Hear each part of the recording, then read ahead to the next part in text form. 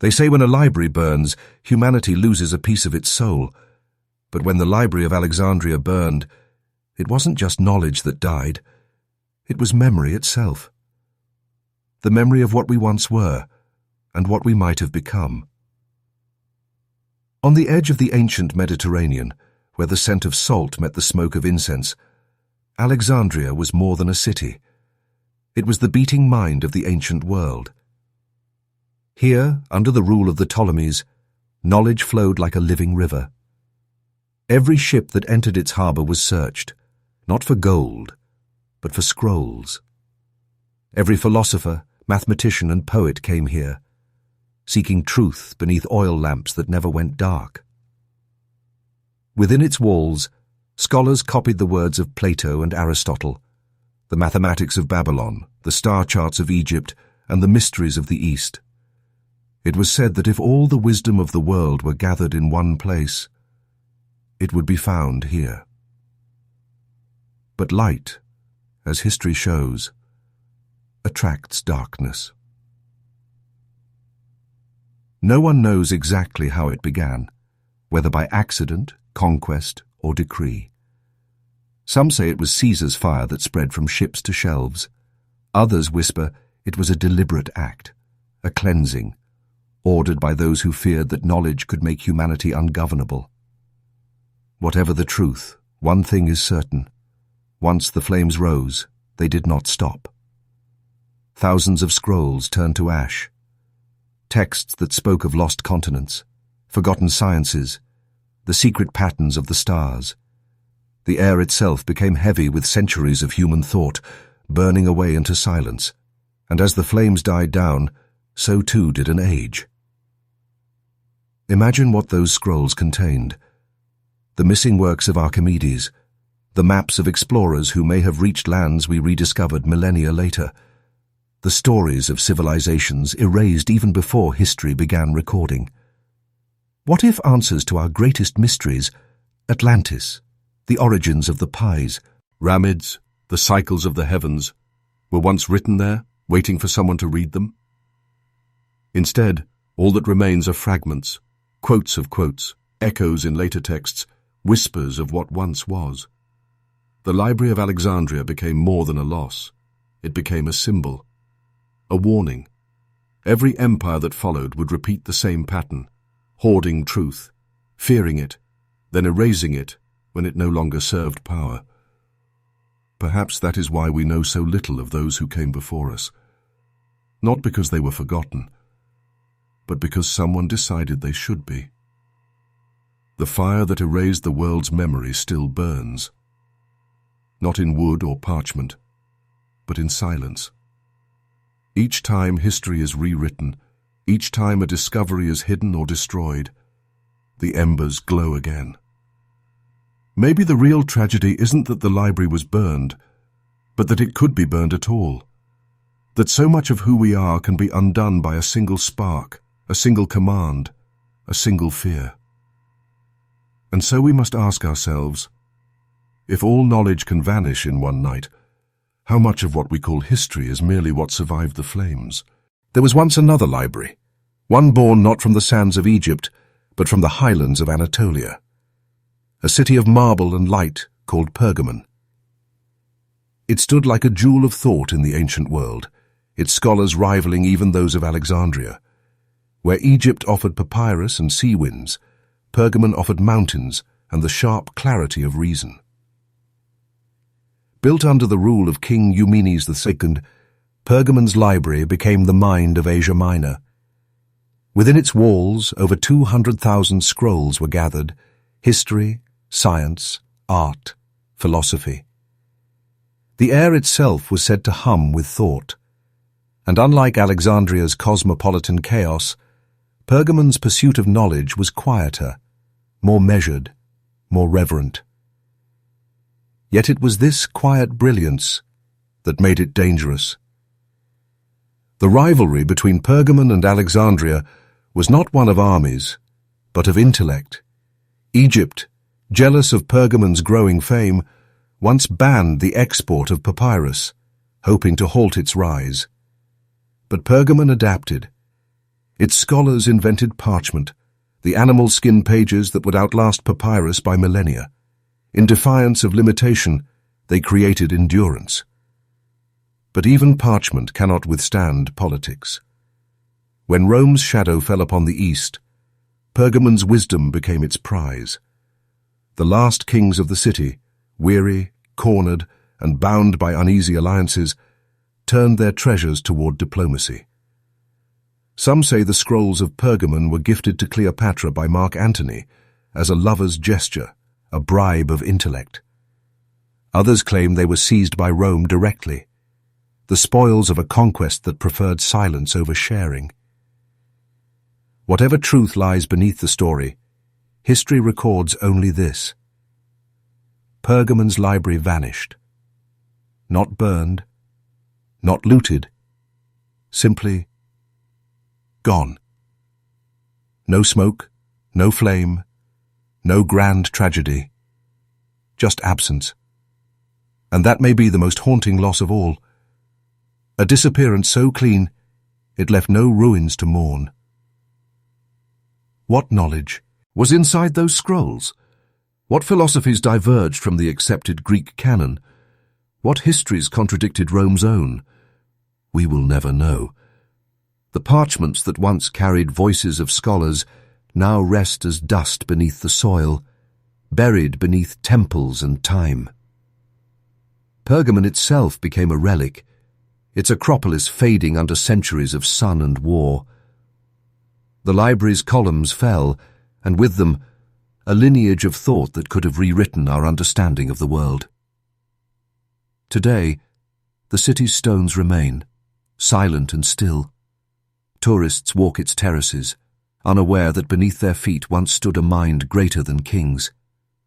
No one hears the whispers of scrolls unrolled in lamplight, the murmur of debates that once filled its halls. In the end, Pergamon's defeat was not loud. It was administrative, political, the kind of loss history rarely notices because it happens in silence. One empire rising, another folding, and knowledge becoming a gift, too valuable to be seen again.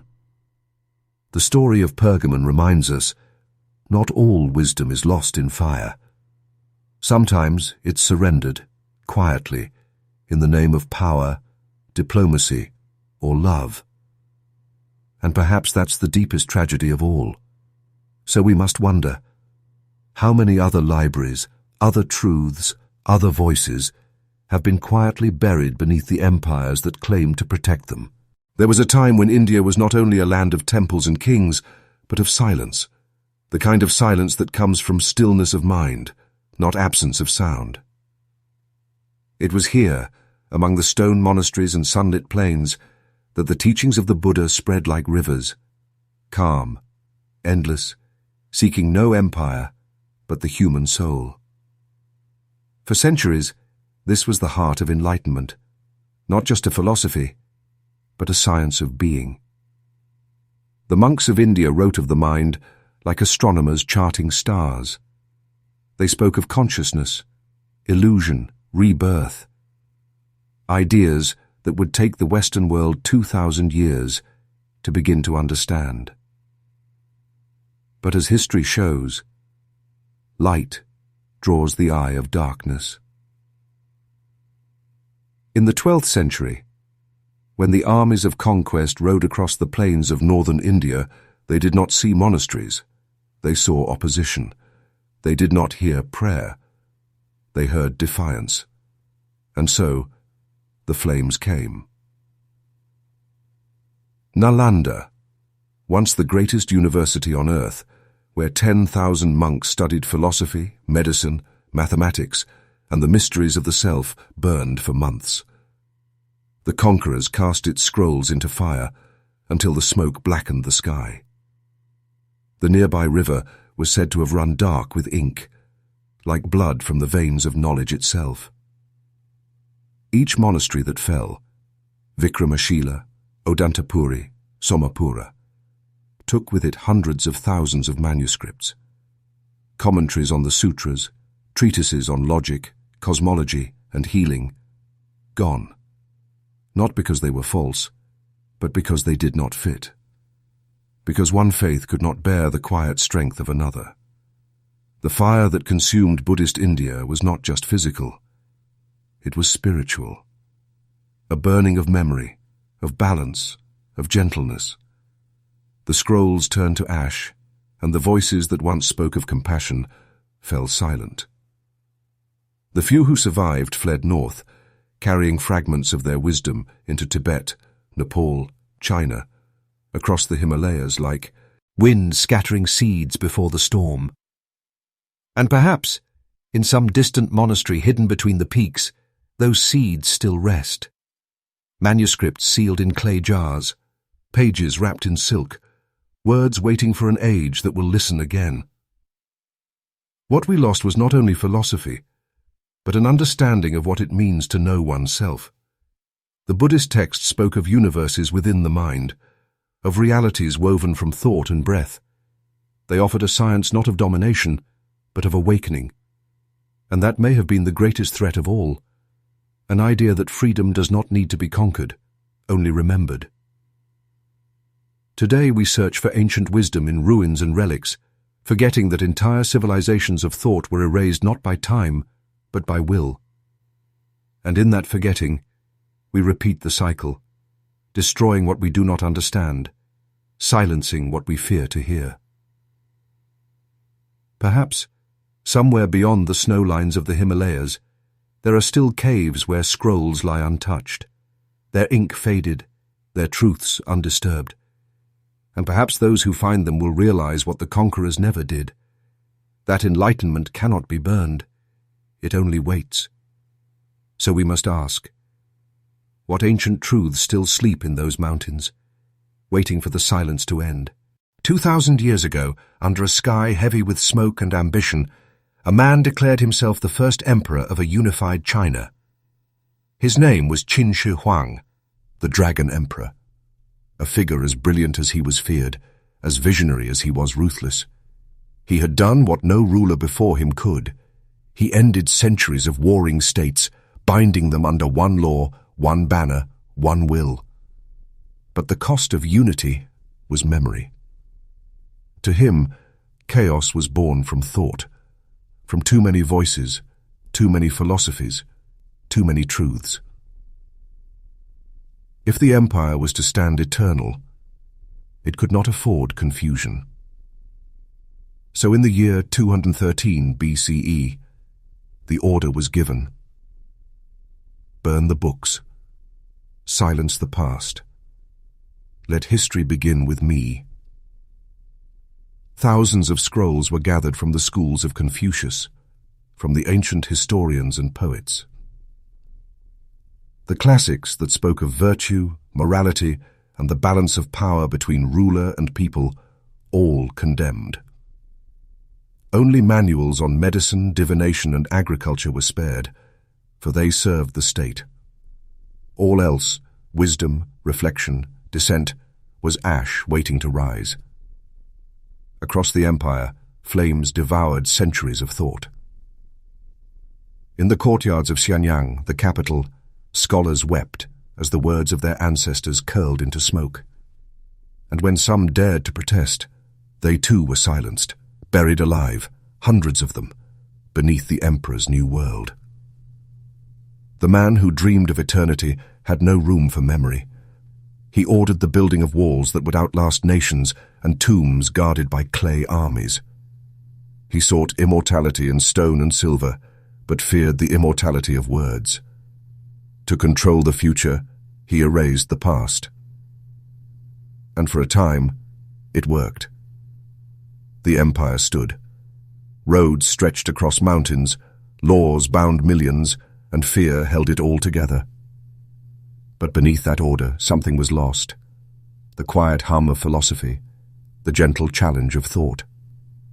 China's scholars became ghosts, their ideas scattered like dust in the corridors of history. Yet centuries later, when the dynasty fell and new rulers rose, the buried truths found their way back, whispered, recopied, reborn.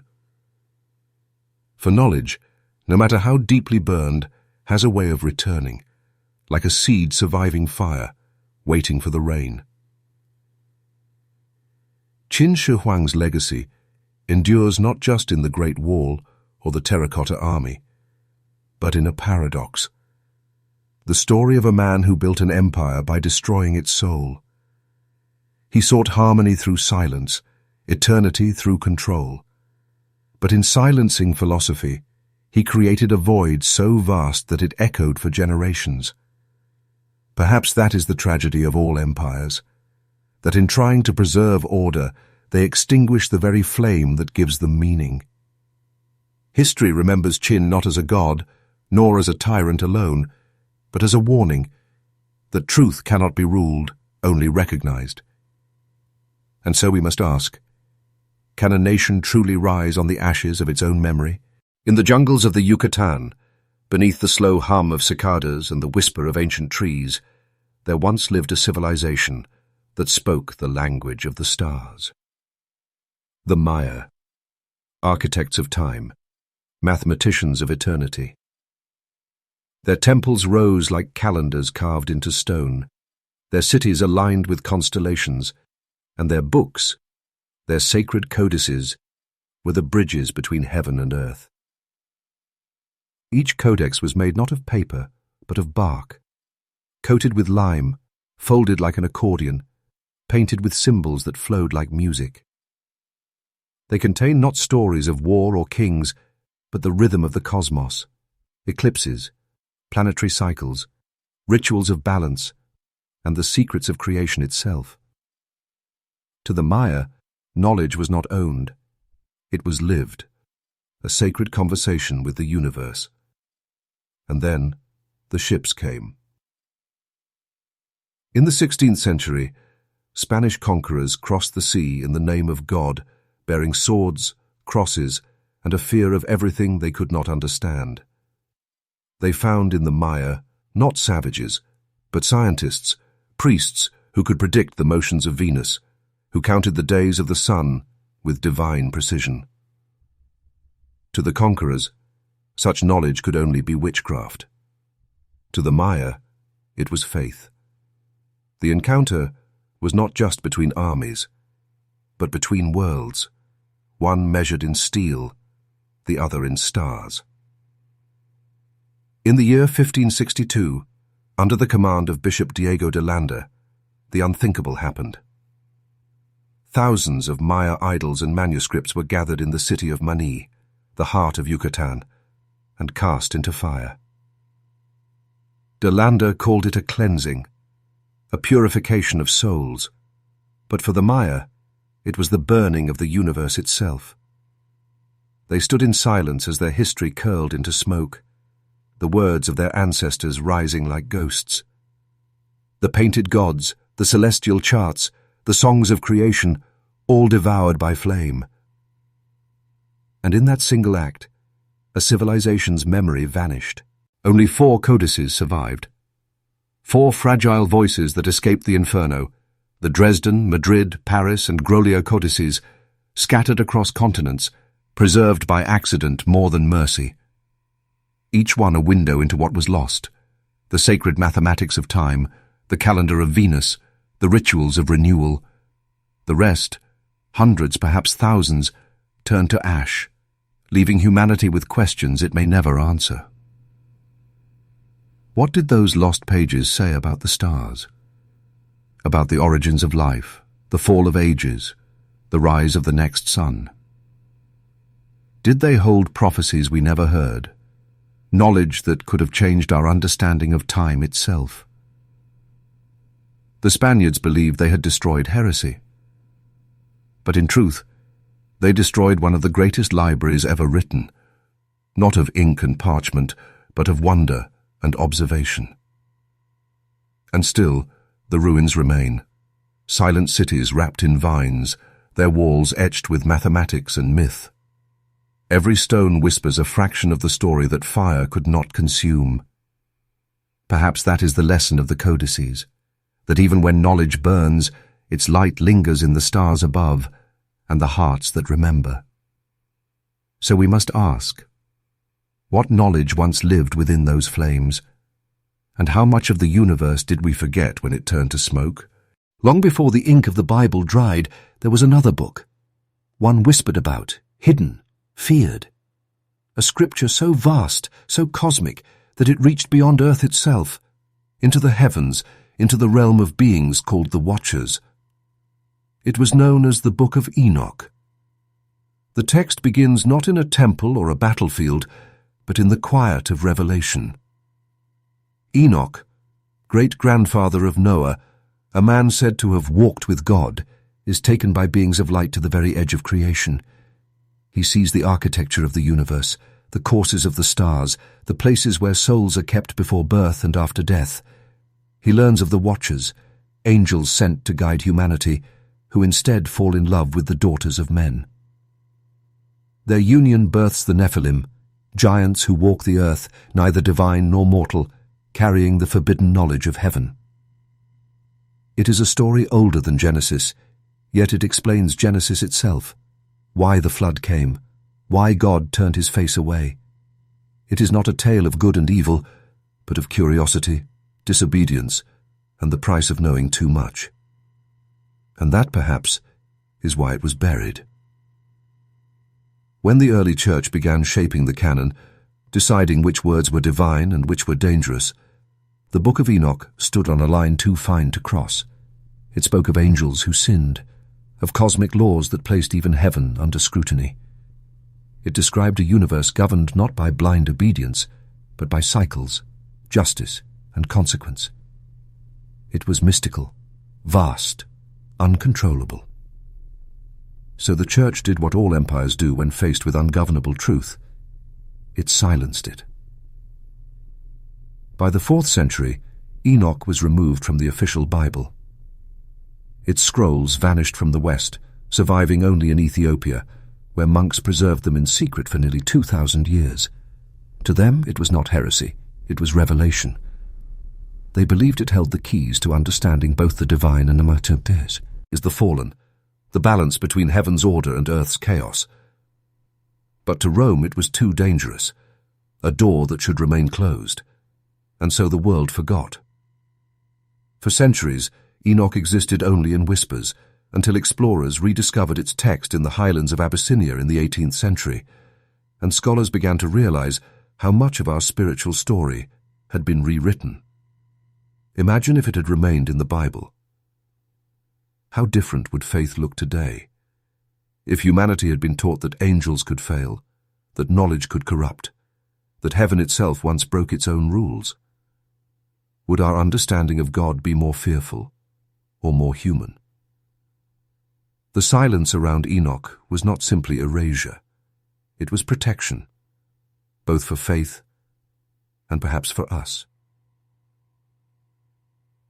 For a story that begins with the fall of angels, ends with the warning that some truths are not meant for mortal minds.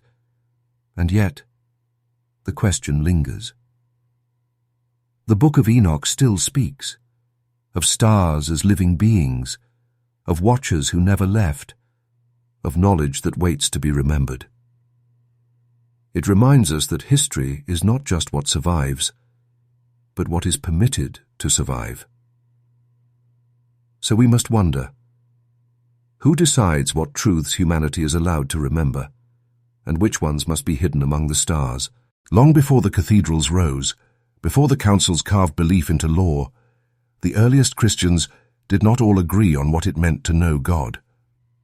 There were those who followed the Gospels we know, Matthew, Mark, Luke, and John, and others who followed something older, something deeper. They called themselves Gnostics, from the Greek word gnosis, meaning knowledge. But their knowledge was not of doctrine or ritual, it was of awakening. To them, divinity was not distant. It lived within. They believed the spark of God burned in every soul, hidden beneath layers of illusion, waiting to be remembered. They spoke of a universe not ruled by wrath, but by light, and of a Christ who came not to demand obedience, but to awaken the divine within all people. It was a faith of personal revelation, quiet, introspective, free. And that freedom, in time, became dangerous. As the early church grew in power, belief hardened into structure.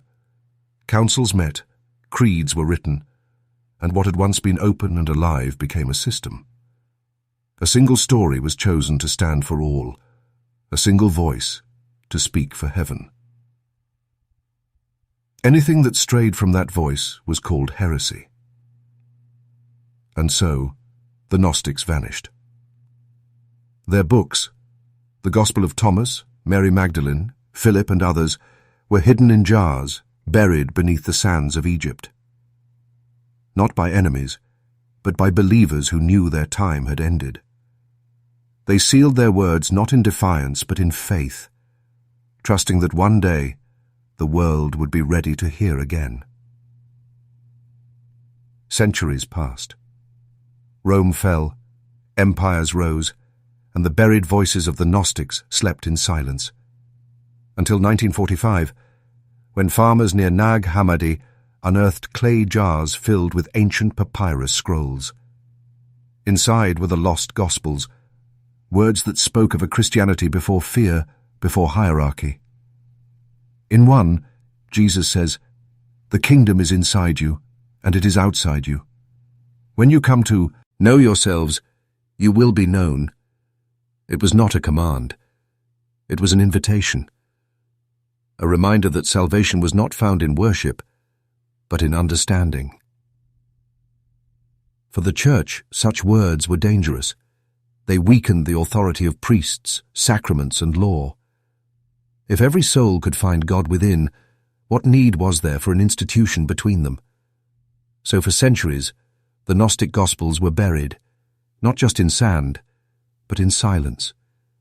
Yet when read today, they do not challenge faith. They expand it, suggesting that heaven was never a place to reach, but a state to awaken. That humanity's fall was not from grace, but from knowledge, from forgetting what we already are. Perhaps that is why these texts were feared. They offered liberation, not from sin, but from control. And control, as history shows, has always been the holiest of powers. In the end, the Gnostics lost their place in the story, but not their truth. Their words remind us that belief is not born from obedience, but from awareness, from looking inward when the world demands we look up. So we are left with one question, the same one they asked 2,000 years ago. Does salvation lie in knowledge or in forgetting? Long before Rome or Greece, before even the pyramids cast their shadows across the desert, there was Babylon, a city that touched the heavens. Here, humanity first learned to write its thoughts into clay, to give permanence to memory, to speak to the future in the language of symbols. And with those first marks of a stylus, history was born. They wrote everything, trade and treaties, songs and prophecies, the courses of the stars, the laws of kings. Over the centuries, Babylon's scribes filled the world with words, tens of thousands of tablets, each a fragment of human thought baked into eternity. Their libraries were temples of clay, guarded not by soldiers, but by time. And yet, time was not what took them. When archaeologists began unearthing the ruins of Babylon in the 19th century, the world expected revelation, a flood of knowledge from humanity's oldest record keepers. They found tablets inscribed with myths older than Genesis, stories of floods and gods and celestial beings descending from the sky. Among them, the Epic of Gilgamesh, the tale of a king who sought immortality and found mortality instead. But that was only the beginning. In the archives of museums, deep within drawers never open to the public, lie thousands of untranslated, unphotographed tablets, their symbols fading while the world looks away. Officially, they are a waiting study. Unofficially, they are forgotten. Some speak of entire collections quietly removed from display, stored in vaults under the British Museum, the Louvre, and the Smithsonian. Others tell of discoveries that briefly surfaced, fragments describing star maps, advanced mathematics, strange visitors, and then, without reason, vanished from public access. No fires, no looting, just silence. Perhaps it is the sheer weight of history that buries them again, or perhaps, as some suggest, the fear of what they might root out. Feel for the tablets of Babylon do not tell the story we were taught. They hint at cycles, civilizations before civilizations, floods before the flood, knowledge older than kings. They describe the heavens not as myth, but as geography, a map drawn by those who seem to know far more than they should. To read them all would be to rewrite the story of us. And maybe that is why they remain sealed, preserved, but unheard. Because history, in the hands of institutions, becomes a choice. What to reveal, what to hide, what to call discovery, and what to call imagination. In the quiet halls of archives, history's guardians became its gatekeepers. The keepers of clay became the keepers of silence. And the oldest voices of humanity, the first to speak, the first to remember, wait again beneath dust, unheard by the descendants they once hoped to teach. Babylon was called the Gate of the Gods, but perhaps its true gate was not in stone or sky. It was in knowledge. And that gate has been closed, locked not by time, but by decision. So we must ask, what's more dangerous, ignorance or selective truth? It was not written on parchment or on fragile papyrus, but on metal, a sheet of copper beaten thin and etched with care.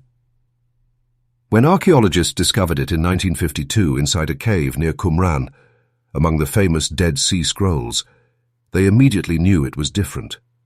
The other scrolls spoke of faith, prophecy, and law, but this one spoke of treasure. 60 hidden sites. 60 vaults of gold, silver, and sacred artifacts buried beneath the earth of ancient Judea. The scroll listed each in meticulous detail, the weight of the metals, the measurements of the tunnels, the landmarks that would guide the way. It read not like myth, but like instruction. Who wrote it, and why, remains a mystery. Some say it was the work of the Essenes, a sect of Jewish mystics who hid their treasures before the Roman siege of Jerusalem.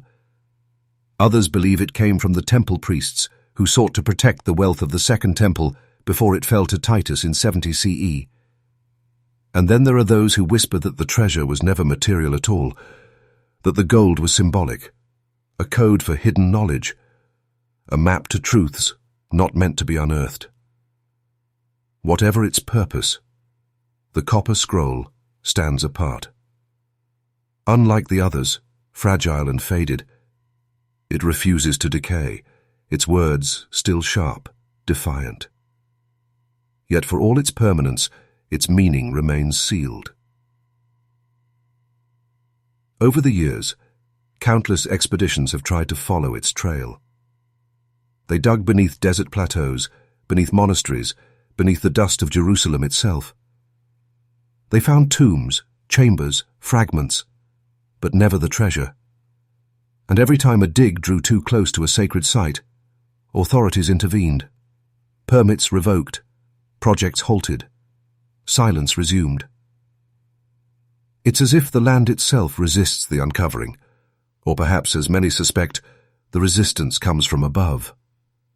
Some say the treasure was already found long ago, quietly removed, locked away, in vaults beyond the public eye.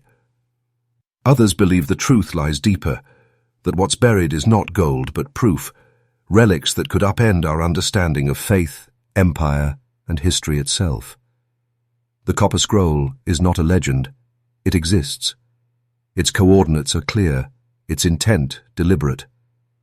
But its end remains unreachable, as though its writer knew that humanity would never be allowed to find what it describes. And so, the scroll remains a paradox, a map that leads nowhere, a voice that points to silence. It tempts those who seek it, only to remind them that some mysteries were never meant to be solved. Perhaps the treasure was never the goal. Perhaps the real message was in the act of hiding, in the choice to protect rather than to reveal. For in every age, we find that what is hidden often tells us more than what is found. The copper scroll, beaten from metal that will not die, endures as a riddle of greed, of secrecy, and of truth too dangerous to surface. Maybe that's the real treasure it holds, not the gold of kings, but the weight of what we are not ready to know. So we are left to wonder, what's truly buried, gold or history itself? There was a time not long ago when the soil of America began whispering secrets. Farmers, miners, and explorers, digging through the valleys of the Midwest and the caves of Appalachia, uncovered bones that did not belong to ordinary men. Skulls twice the normal size. Jawbones large enough to fit over a modern face. Skeletons measuring 8, 10, even 12 feet tall. From the late 1800s to the early 1900s, newspapers across the United States chronicled these discoveries. Hundreds of reports from Ohio, Wisconsin, West Virginia, and beyond. They spoke of burial mounds filled with colossal remains, artifacts of copper and stone, and chambers built with geometric precision. The headlines called them giants. To the people of the time, they were not myth, but mystery. Physical proof of an older race that once walked this continent. And then, as quickly as they appeared, they vanished. The bones were taken by local universities, museums, and private collectors. And then, silence. Many of those collections were later absorbed by the Smithsonian Institution, whose records of these finds either disappeared or were never made public. The excavations stopped, the stories faded, and the giants became legend.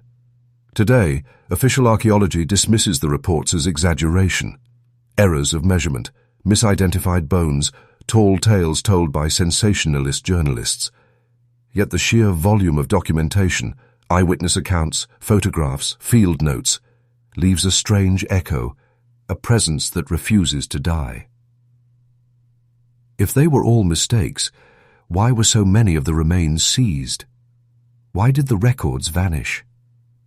Some believe the truth was too inconvenient. If giants once roamed the Americas, it would rewrite the accepted timeline of human history, forcing us to question who built the ancient mounds, who mapped the stars, who truly came first. It would suggest that civilization on this land is far older, far more complex than we've been taught to believe. Others think the silence came not from conspiracy, but from comfort. The comfort of a tidy history, one that fits into textbooks and timelines. Because history, when it becomes too strange, threatens the authority of those who claim to explain it. And so, the story of the giants was quietly folded away, buried not by time, but by choice. But the earth remembers. Every few years, a farmer's plough still strikes bone in the soft ground of the Mississippi Valley. A fragment, a skull, a reminder. And for a brief moment, the past seems to stir again. A whisper from an age when humans were not the only architects of this land. Perhaps these beings were mythic. Perhaps they were simply human, shaped by genetics, disease, or the weight of imagination. But perhaps, just perhaps, they were something else. The remnants of a chapter the earth still keeps to itself. The bones are gone. The museums are silent. And yet the soil still tells their story. Every time it breathes up a mystery we're not prepared to see. So we must ask ourselves with quiet honesty, who decides which fossils are allowed to exist, and which ones are too large to fit inside our history?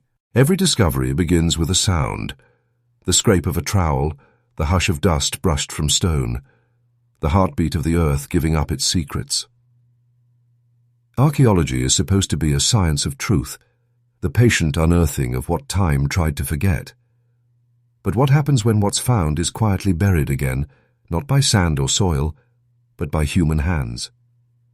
Throughout the last century, across the deserts of Egypt, the plains of Mesopotamia, the ruins of the Americas, strange patterns began to emerge.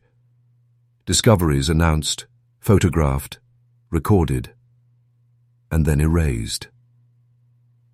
Entire excavation reports vanished from public archives. Artifacts catalogued one year would disappear the next. Institutions called it reorganization. But somewhere between the dig sites and the museums, history seemed to fall into a black hole. Take the early excavations of Cahokia, Catalhoyuk, or Saqqara, sites that once promised to rewrite the timeline of civilization. In their raw data were signs of advanced engineering, unexplained metallurgy, and symbols predating known alphabets. Yet the field notes, photographs, and early papers, the documents that held the unedited truth, were quietly withheld.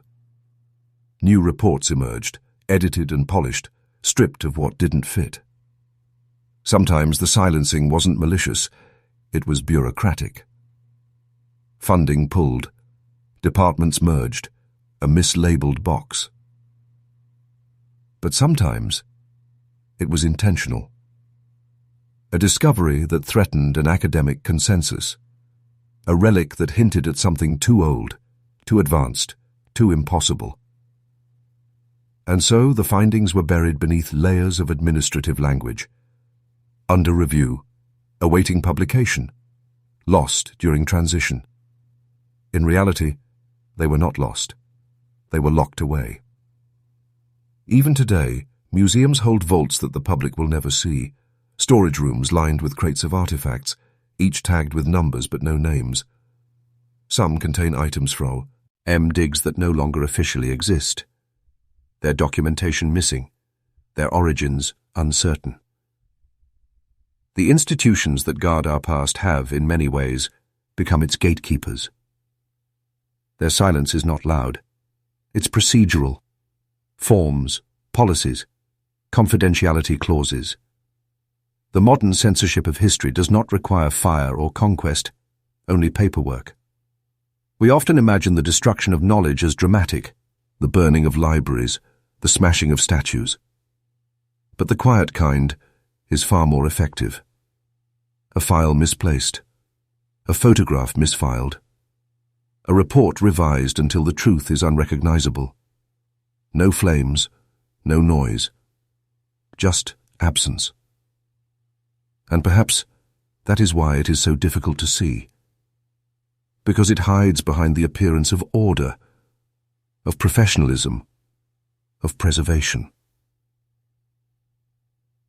When in reality, we may be standing atop mountains of forgotten data carefully hidden from view. Maybe the true archives of humanity are not in ruins or tombs, but in locked basements, in the drawers of institutions that claim to protect what they actually conceal. Maybe history isn't lost at all. Maybe it's waiting, behind codes, stamps and signatures. For what is history, if not a story we choose to remember? And what happens when the storytellers decide that certain pages are no longer worth turning? The past doesn't just vanish. It's filed away, quietly, deliberately, forever. So we must ask ourselves, how much of human history lies hidden, not in ruins, but in filing cabinets? Beneath the blinding sun of the Giza Plateau, where shadows stretch long across the desert, one monument has stood against time itself, silent, exact, eternal. The Great Pyramid of Giza, the last surviving wonder of the ancient world. To most, it is a tomb. To others, it is something far older, far stranger. A vessel built not for death, but for memory. For centuries, explorers and scholars have crawled through its narrow shafts and hollow corridors, tracing its geometry with reverence and confusion. And still, it refuses to give up all its secrets. Within that vast mountain of stone lie chambers no human has ever entered, sealed passages that vanish into the rock, and end in silence. In the late 20th century, Robotic probes sent into these narrow tunnels revealed something unexpected. Doors. Tiny, polished, carved with precision, their surfaces smooth as glass. Behind one, another door. And behind that, nothing we can see. No one knows what lies beyond. The shafts are too small for a human to crawl through, too delicate to force open. And yet, the technology to see beyond them exists. Ground-penetrating radar, muon scans, microcameras. Still, permission remains elusive. The mysteries are there, only meters away, but sealed by layers of stone and by bureaucracy. In 2017, a team of scientists discovered a massive hidden void within the pyramid, a chamber larger than the Grand Gallery itself. It was confirmed by particle imaging, undeniable in its presence. But what it contains, no one knows. Officially, it remains under study. Unofficially, access is forbidden. The stone guards its silence well. Some believe these secret spaces hold nothing more than structural cavities, the byproducts of ancient engineering. Others believe they are the archives of the gods, chambers containing relics or records of a forgotten civilization, sealed when the old world fell. And legends tell of Thoth, the keeper of divine wisdom, who hid the records of heaven and earth beneath the pyramid, waiting for an age when humanity would be ready. Perhaps that is why we hesitate. For every mystery we uncover within the pyramid, 1,000 new ones emerge. Its geometry speaks of a precision far beyond its age, its alignment with the stars, its near-perfect proportions, its impossible endurance.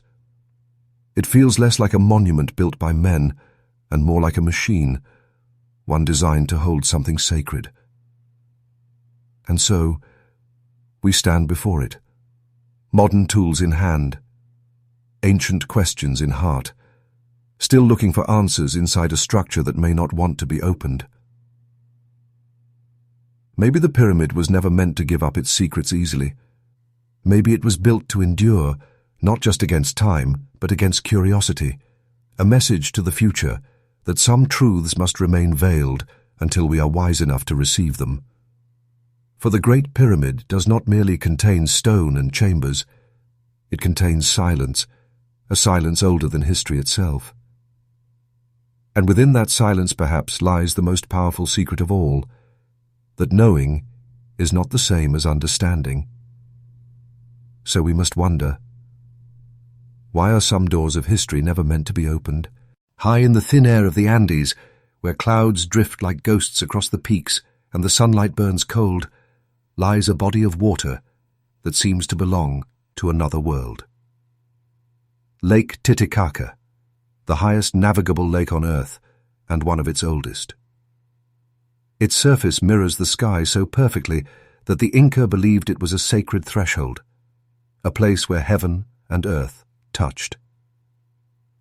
They said that from these waters the first light of civilization rose, that the gods themselves emerged from its depths to give order to the world. For centuries, it was only myth, a story whispered through the winds, painted into stone by people who spoke to stars. Until the modern age came, with boats, divers, and the hunger to turn legend into fact. And then, in the late 1990s, the myth began to breathe again. A team of Bolivian and French archaeologists descended into the dark waters of the lake, guided by sonar and faint beams of light. Beneath the waves, they found what no one expected. Ruins, stone walls, paved roads, carved terraces, objects that spoke of ritual and craftsmanship, ceramics, tools, fragments of altars. It was not debris, not illusion. It was a city. A city that should not have been there. The discovery was quiet at first, a whisper in academic circles. But soon it grew louder. News broke that the ruins beneath Lake Titicaca might date back more than 3,000 years. Older than the Inca, older even than Tiwanaku, the great highland empire whose stones still stand near the lake's southern shore. If true, it would mean that civilization had begun in the clouds, not the valleys. That humanity's earliest engineers and astronomers once built cities where oxygen thins and the stars seem close enough to touch. And then, as suddenly as the story surfaced, it sank again. The expedition stopped. The findings were sealed. No further dives were permitted. The research, once public, disappeared into silence, reports locked away, photographs removed, access denied. The ruins were never fully mapped, never dated, never explained. Only fragments of testimony remain. Divers who spoke of monolithic blocks, of patterns etched into the stone, of artifacts that hinted at an origin far beyond what history allows. Some say the waters were too cold, too deep, too sacred to disturb further. Others suggest something was found, something that challenged the accepted story of where civilization began. For in this place, myth and archaeology seem to blur. The legends of the Inca speaking of Viracocha, the white-bearded god who rose from the lake to rebuild the world after a great flood. Could it be memory, not myth? A remnant of a forgotten age swallowed by rising waters, preserved in the silence beneath the waves? Even now, fishermen speak of strange lights in the depths, of ruins glimpsed through clear patches of water, of voices that echo when the wind is still. The lake holds its secrets well, its surface calm, its heart dark and ancient. It feels as if it remembers more than it is willing to reveal. Perhaps that is why the world turned away.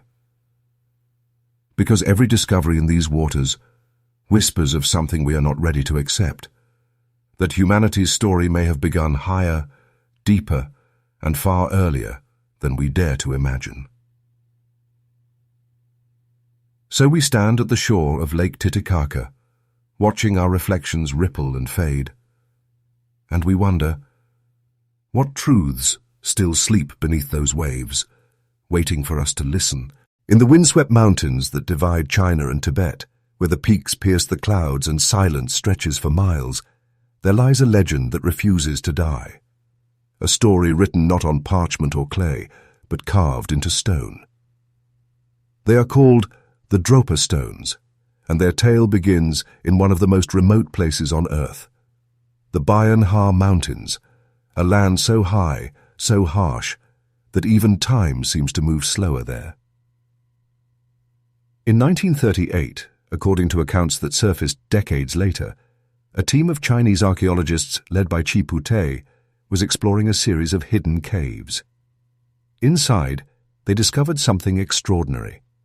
Not bones or pottery, but hundreds of stone discs, each one perfectly circular, about a foot across, with a small hole in the center, like ancient phonograph records. Etched into their surfaces were spiraling grooves so fine they seemed almost mechanical, and within those grooves, microscopic symbols, a script no one could read. At first, the discovery was dismissed. The stones were catalogued, stored, forgotten. But years later, when the markings were examined under magnification, researchers claimed they were tiny hieroglyphs telling a story that defied belief. It spoke of a people, the Dropa, who descended from the skies thousands of years ago. Their craft crashed among the mountains, stranding them on Earth. Unable to return home, they built shelters in the caves and lived among the local tribes. They were described not as gods, but as fragile beings, small, thin, with large heads and luminous eyes. They brought knowledge of the stars, of energy, of movement, teachings so strange that the mountain people both feared and revered them. If true, it would make the Dropa stones one of the most astonishing records ever found, a written history of contact between worlds. But almost as soon as this translation was reported, it disappeared, the universes. Authorities involved denied it. The researchers were discredited. The artifacts themselves, hundreds of them, vanished. Some say they were confiscated. Others say they were quietly moved into restricted archives. Only a handful of photographs remain, enough to prove that the stones once existed, but not enough to explain them. Over the decades, the story has resurfaced, each time half believed, half forbidden. Skeptics call it myth, a fabrication of Cold War imagination. Believers see it as a glimpse into a chapter of human history erased before it could be understood. And somewhere between those two truths lies the mystery that refuses to settle.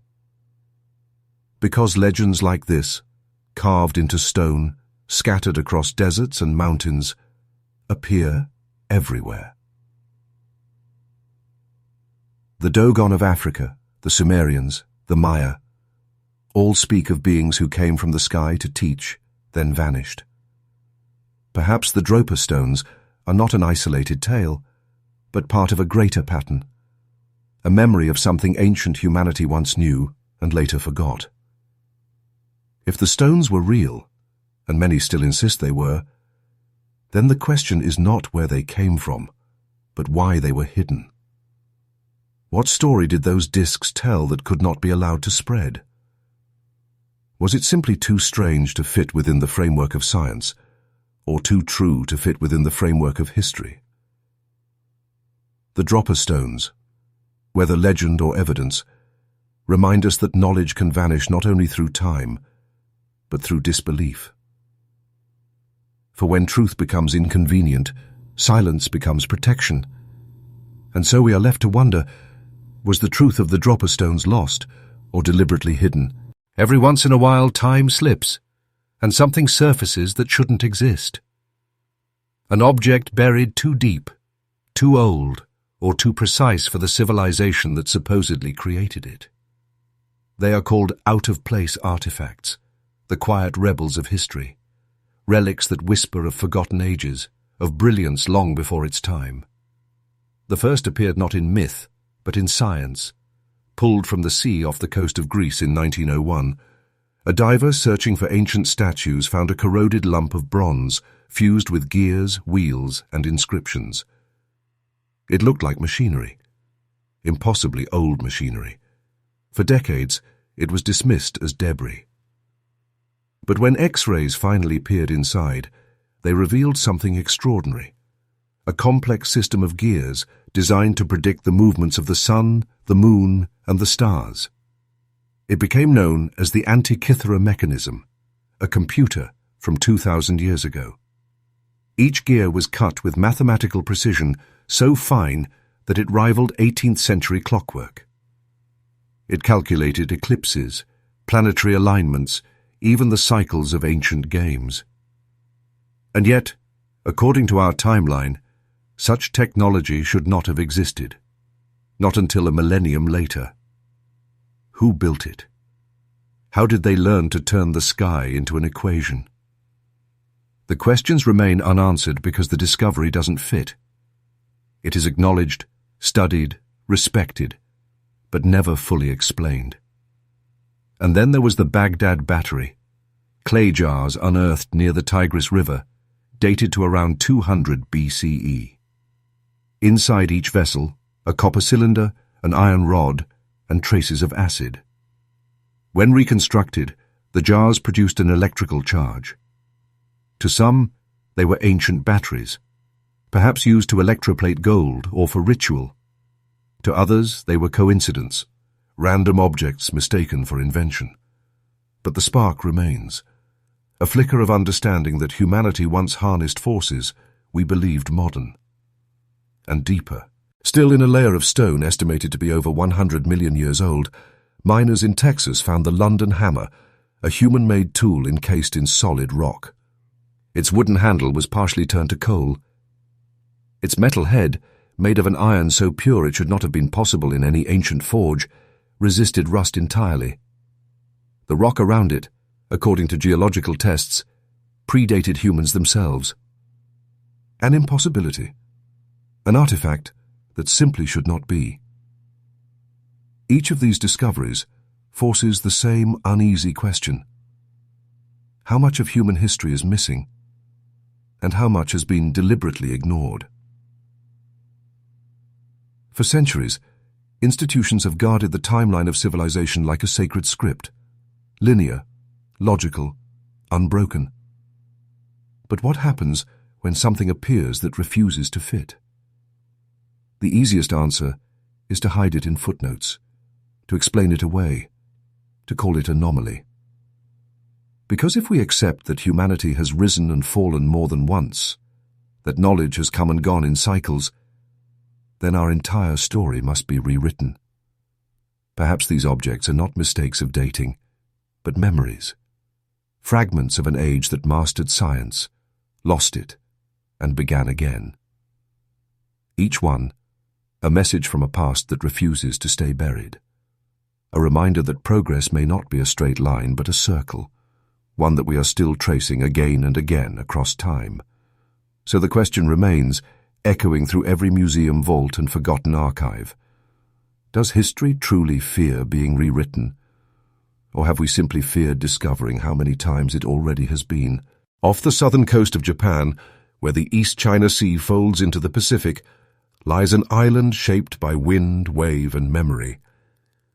Yonaguni, the last fragment of the Japanese archipelago before the ocean deepens into blue oblivion. The fishermen who sail these waters speak of strange shadows beneath the sea, of shapes that rise from the depths like the steps of a drowned temple. For years, they were only stories, until one diver decided to see for himself. In 1986, a local diver named Kihachiro Aratake descended into the waters near Yonaguni's southern tip, and there, nearly 25 meters below the surface, he found something that defied explanation. At first it looked like a cliff, immense, immovable. But as he swam closer, he realized it was geometric. Perfect right angles, flat terraces cut into giant steps, columns, corridors, and what appeared to be a staircase rising toward what once might have been a plaza. It was as if an entire city had been carved into the stone, and then swallowed by the sea. News spread quickly. Geologists, archaeologists, and explorers arrived to see the submerged wonder for themselves. The structure, now called the Yonaguni Monument, stretches over 150 meters long and rises more than 25 meters high. A submerged mountain of sandstone carved into precision that seems, at times, almost impossible. The lines are too straight, the edges too crisp. There are flat walls that align like corridors, platforms that seem built for assembly, and what some claim are carvings, faces, steps, even symbols etched into the rock. Some scientists call it natural, the result of underwater erosion, the breaking and shearing of sandstone layers shaped by current and time. Others argue it bears the unmistakable marks of human design, the mathematical geometry, the symmetry, the balance of form that nature rarely creates on her own. A few have even gone further, suggesting that the Yonaguni complex might be the remains of a lost civilization, one that predates known Japanese history by thousands of years, perhaps even from a time when sea levels were far lower, and the land now underwater was still dry and alive. If that is true, then the monument could date back more than 10,000 years, to the end of the last ice age, when rising seas consumed coastal cities around the world. A cataclysmic flood, remembered in myths from Mesopotamia to the Andes, could have drowned whatever once stood here. It's a pattern that appears everywhere, ancient ruins swallowed by the ocean, memories of an age erased by the rising tide. Diving at Yonaguni is like descending into a dream. Light bends through the water, shadows glide across the terraces, and for a moment it feels as though you are drifting through time itself. Fish weave between the massive stones, their movements tracing the paths where people might once have walked. It is silent, except for the hum of the sea, the same sea that took it, the same sea that now guards its truth. Perhaps it is a trick of nature, the artistry of erosion mistaken for human intent. Or perhaps long before Japan was an island, long before history began, a civilization built something magnificent here and watched it vanish beneath the waves. Because in the end, nature and memory often blur, and the ocean keeps both with equal devotion. It preserves what we lose and hides what we are not ready to find. And so, as the currents sweep across the stone terraces of Yonaguni, we are left to wonder, did nature carve this monument? Or was it shaped by something far older than we remember? Across the cities of Europe, beneath the tolling bells and stained glass light, stand the cathedrals, towering monuments of faith, of stone and silence, of centuries that seem certain. They tell us they were built in the Middle Ages, raised by the hands of masons and monks in honor of heaven. But what if these walls are older than their faith? What if the foundations beneath the crosses were laid long before Christ was ever born? Beneath the Gothic arches and Romanesque towers, a deeper story sleeps, one that history has carefully rewritten, stone by stone. Many of Europe's greatest cathedrals rise not from untouched earth, but upon the bones of older worlds. Beneath Chartres, Cologne, Notre Dame, and Canterbury, excavations have uncovered layers of older structures, Roman temples, Celtic sanctuaries, even pagan shrines, aligned to the stars. It seems that each new faith built itself not only upon the ruins of the old, but upon its sacred geometry. The same alignments, the same axes of light, the same unbroken pulse of the earth's ancient energies. Yet, when these layers were found, they were quietly folded into the narrative, redated, renamed, reassigned. What could not fit was attributed to coincidence. A column base becomes reused material. A subterranean chamber becomes a later addition. The possibility that these foundations belong to something much older, something pre-Christian, prehistoric even, is rarely entertained. Because history, like religion, prefers certainty over questions. In the 19th and 20th centuries, when Europe's archaeology was being organized into official chronology, entire eras were compressed, rearranged, simplified. Artifacts that did not conform to the accepted timeline were reclassified. Structures that hinted at forgotten engineering or anomalous age were given new dates, for consistency.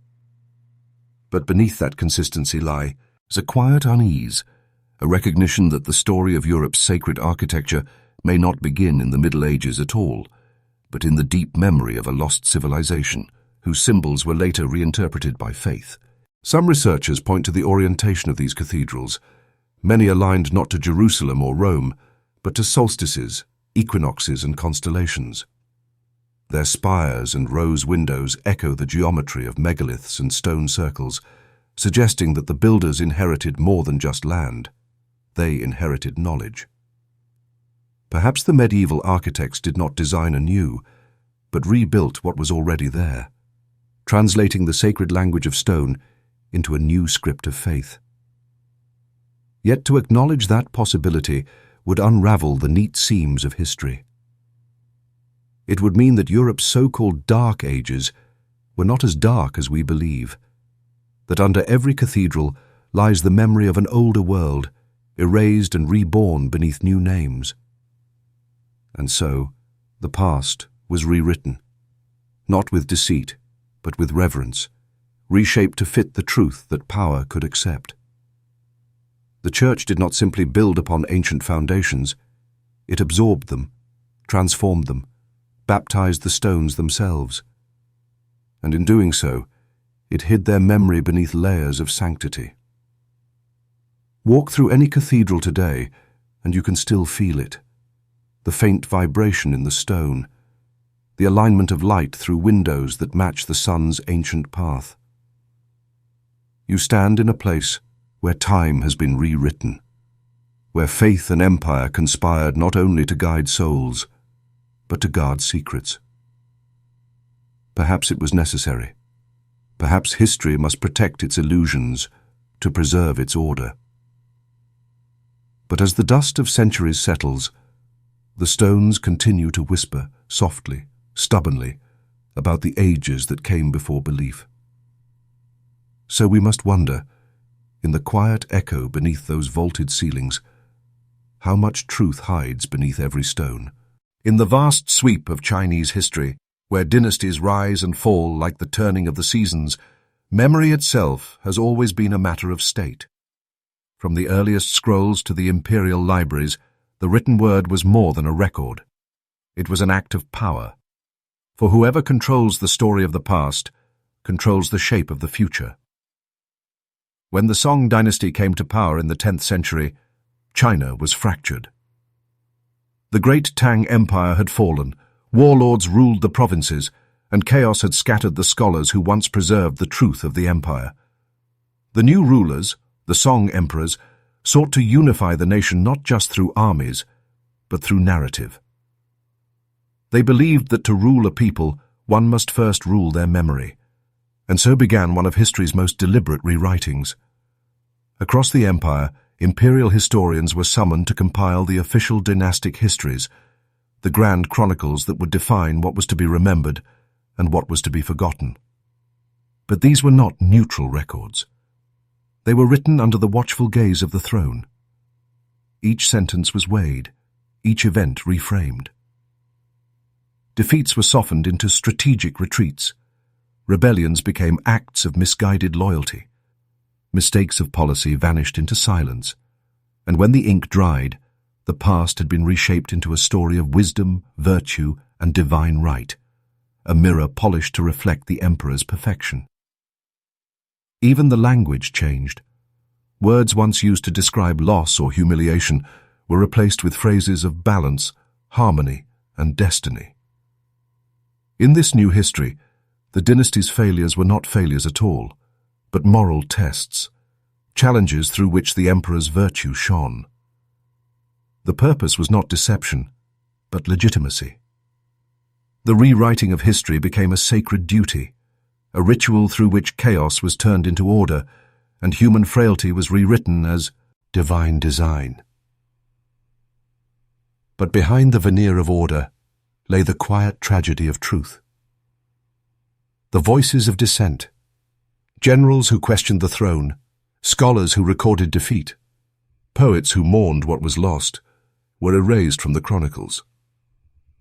Their names survive only in fragments, their stories scattered among unofficial records, folk songs, and whispered tales that the court could not suppress.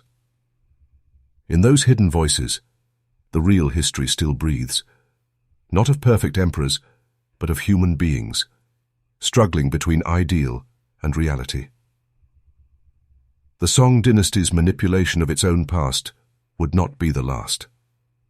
Later rulers followed the same path, using the pen as deftly as the sword. Every dynasty that came after inherited not only the empire, but the script, the idea that history could be shaped like clay to serve power. And so, over 1,000 years later, the chronicles we read may not describe what truly happened, but what was meant to be believed. History, then, becomes not a window into truth, but a mirror, one that reflects the image of those who hold it. It shows us that memory is fragile, and that truth, once written by the powerful, must be rediscovered by those who dare to read between the lines. The emperors of the Song believed that rewriting the past would secure their place in eternity.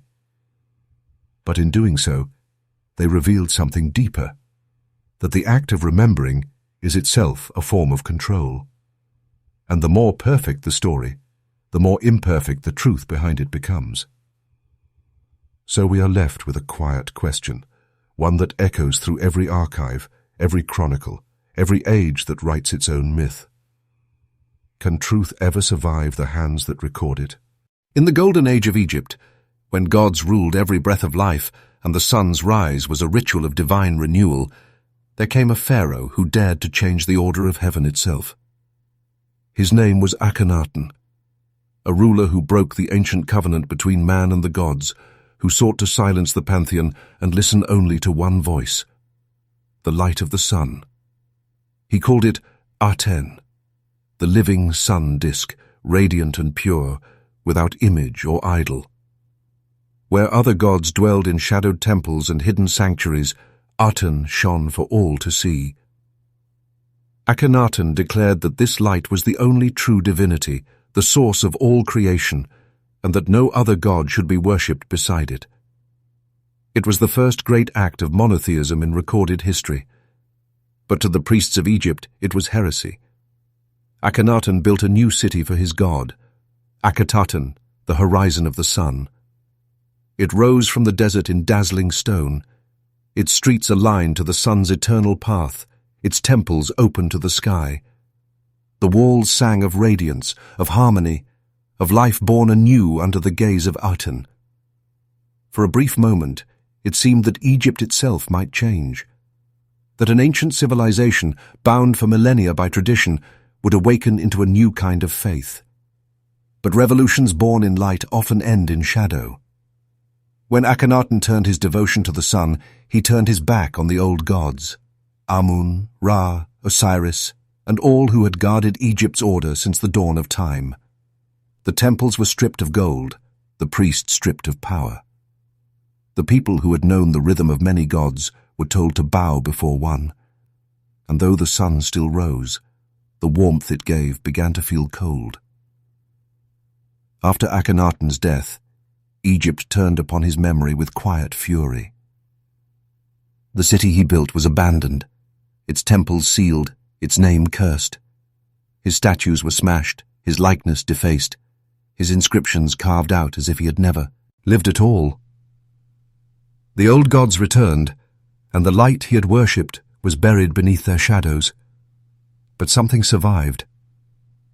Hidden among the ruins of Amarna, archaeologists discovered a trove of clay tablets, letters written in cuneiform, preserved by the dry breath of the desert. These were the Amarna Archives, correspondence between Akhenaten's court and the rulers of the ancient world: Babylon, Assyria, the Hittites, Canaan. In them, we hear the voice of a pharaoh both divine and desperate, a man trying to maintain an empire while remaking its soul. They tell of alliances, betrayals, and a kingdom slowly unraveling beneath the weight of one man's vision. And then, silence. For centuries, no one spoke his name. Even the kings who came after, including the boy king Tutankhamun, believed to be Akhenaten's son, worked to erase his legacy. Tutankhamun's very name means the living image of Amun, a restoration of the god Akhenaten had denied. It was as if Egypt itself had taken a deep breath and chosen to forget. Yet history never forgets completely. When the ruins of Amarna were rediscovered in the 19th century and the letters translated, Akhenaten's ghost stirred once more. A man both visionary and heretic, condemned by his people, yet perhaps closer to eternity than any of his peers. He dreamed of one light for all creation, a truth too vast for his time. The sands tried to bury him, the priests tried to silence him, the chisels tried to erase him. But the sun still rises each day, just as he believed it would. And in its light, his question lingers still. Was Akhenaten, the first monotheist, truly forgotten, or merely forbidden? In the long twilight between faith and reason, there was once a silence guarded by cathedrals and cloaked in incense, where the pursuit of truth became an act of defiance. It was an age when knowledge was not just measured in discovery, but weighed against doctrine. When the spark of curiosity could burn brighter than a candle or end a life in flames. For centuries, the Church stood as both guardian and gatekeeper of wisdom. It built the first universities, copied the ancient texts, preserved the philosophies of Greece and Rome. But preservation soon became possession. To question the heavens meant to question heaven itself. And so, what began as devotion to truth slowly turned into control over it. The scriptures had declared the earth the center of all creation, fixed, perfect, divinely ordered. The stars were said to move around us as angels circling the throne of God. But in the quiet corners of Europe, thinkers began to whisper otherwise. They studied the movement of shadows, the rhythm of planets, the fall of apples. And from their observations rose a dangerous idea, that the universe did not revolve around man. Giordano Bruno, a philosopher of fire and stars, dared to speak it aloud. He said the cosmos was infinite, filled with countless suns and worlds, each one alive in its own divine way. To him, God was not confined to heaven, but woven into every atom of existence. For that, he was imprisoned, tortured, and finally burned, his ashes scattered into the wind that carried his ideas further than his body could ever go. Galileo Galilei, peering through a fragile telescope, saw moons circling Jupiter, proof that not all things revolved around Earth. He wrote what he saw, and the Church called it heresy. Forced to kneel, he recanted his truth before the Inquisition, whispering under his breath, "And yet, it moves." A simple sentence that carried the weight of rebellion. Others followed, philosophers, alchemists, astronomers, each one drawn to the same forbidden flame. They mapped the body, charted the stars, decoded nature's patterns. But for every discovery that survived, countless others were lost, confiscated, buried, erased. Whole manuscripts vanished into Vatican vaults. Ideas too radical for their age were declared blasphemy, and their authors became ghosts, unnamed, unrecorded, unremembered. The Church did not destroy knowledge out of malice, but out of fear. Fear that reason might unravel belief, that curiosity might outshine obedience. And yet, it was faith itself that inspired many of these thinkers. They sought not to defy God, but to understand the divine design of his universe. They believed that to study creation was to read the handwriting of the Creator. But the institution could not separate reverence from rebellion. To protect heaven, it built walls around earth. Still, knowledge finds a way through cracks. It travels in whispers, in secret letters, in hidden symbols carved into the margins of old texts. And through those quiet channels, the light of understanding survived, just enough to reach the next age, when science would rise again from the ashes of fear. History remembers the martyrs of faith, but rarely the martyrs of knowledge. Yet both were seekers of truth, one through prayer, the other through proof. And both, perhaps, were searching for the same thing, the source of creation itself. The Church's shadow may have slowed the dawn, but it could not stop it. For the mind, once awakened, cannot be chained for long. So we are left to wonder, as the stars look down on us still, what would our world look like if knowledge had always been free? Beneath the cobblestone streets of Vatican City, past marble halls and golden altars, lies a silence deeper than prayer, a labyrinth of corridors stretching farther than the eye can see. 90 kilometers of shelves, 12 centuries of secrets. The Vatican Apostolic Archives, the most secure vault of knowledge on earth. Few have ever walked its full length. Even fewer have seen what it holds. Behind its sealed doors lie over 35,000 volumes, guarded not by soldiers but by rules. Rules older than nations, older than the printing press, older even than truth as we understand it. Every letter, every parchment, every fragile piece of memory is part of a story the world is not meant to read. To enter the archives is not forbidden, but it is nearly impossible. Only a handful of scholars, chosen by the Church itself, are allowed inside. They may request a specific document, but only if they already know it exists. No wandering, no searching, no curiosity beyond permission. The walls themselves seem to whisper, "You may look, but you may not see." Inside, the air is cold and still, the light low, the dust ancient. Here rest the letters of kings, the decrees of emperors, the trials of heretics. Here lie the documents of Galileo's Inquisition, sealed testimonies from the Knights Templar, and reports from missionaries who vanished into unknown lands. There are files said to describe visions, prophecies, and celestial events, things the Church once studied and then quietly hid. And somewhere, deep in the restricted vaults, are said to rest manuscripts never made public, records of councils that reshaped Christianity, letters that may tell a different story of its birth. Some say the archives contain proof that could rewrite faith itself, texts that challenge the divine narrative, histories of other gospels, documents from civilizations erased from record. Oat. Hers believe the truth is less dramatic but equally powerful, that within those vaults lie the unedited history of humanity, not censored, not interpreted, just raw and real, and that, perhaps, is the most dangerous knowledge of all. Over the centuries, popes have guarded these corridors with devotion and dread. Each generation added to them, not to hide evil, but to preserve control. For history, once contained, becomes a tool. It can be shaped, redacted, retold. To know everything is to decide what others may know. And so, the Vatican Archives remain a paradox, both a treasury of truth and a tomb of silence. Now and then, fragments escape.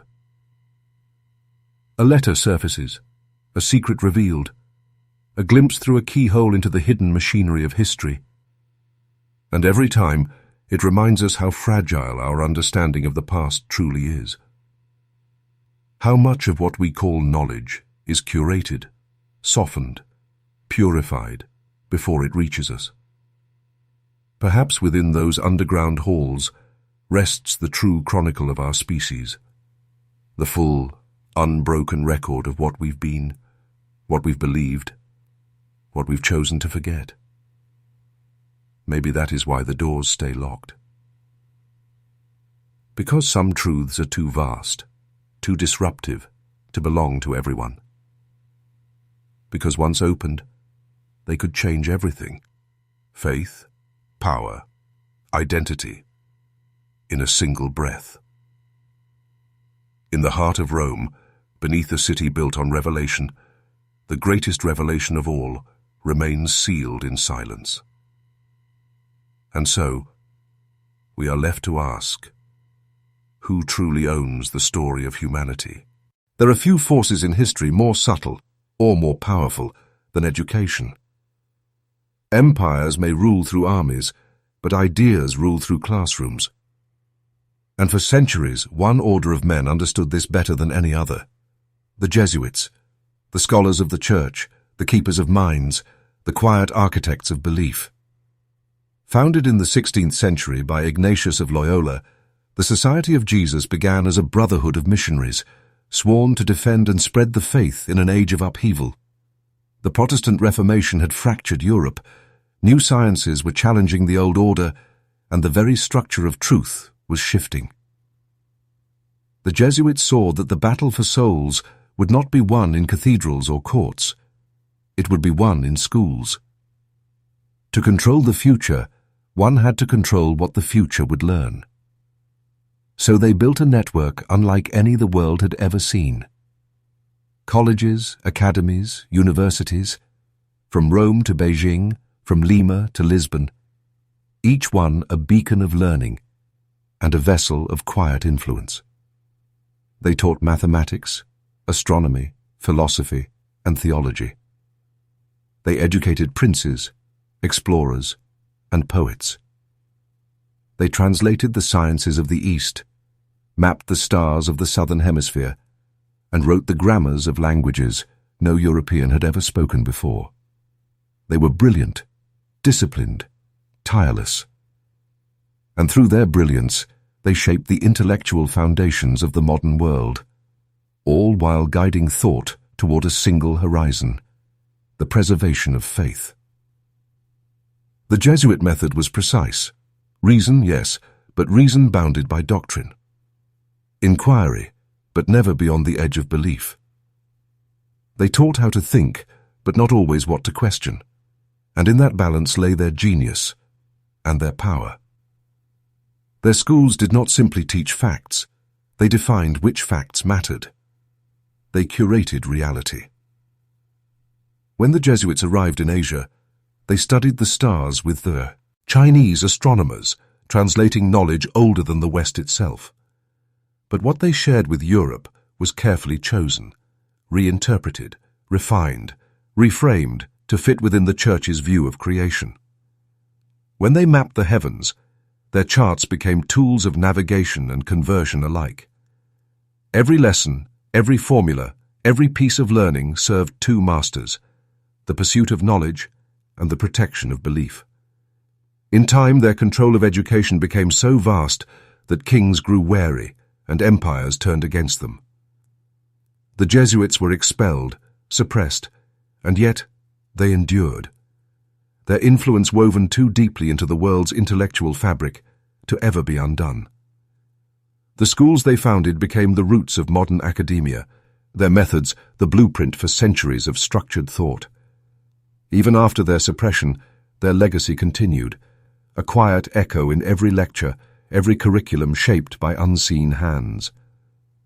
For what is education, if not the shaping of memory before memory begins? To decide what a child learns is to decide how a civilization thinks, and to limit what may be questioned is to define the limits of imagination itself. Perhaps that is the most profound form of power, not the censorship of words, but the shaping of what people believe is worth knowing. The Jesuits understood that truth, when taught selectively, becomes something else, a mirror reflecting only one part of the world. They built their empire not on conquest, but on comprehension. And even now the world still studies from their map, a map drawn with devotion, precision, and silence.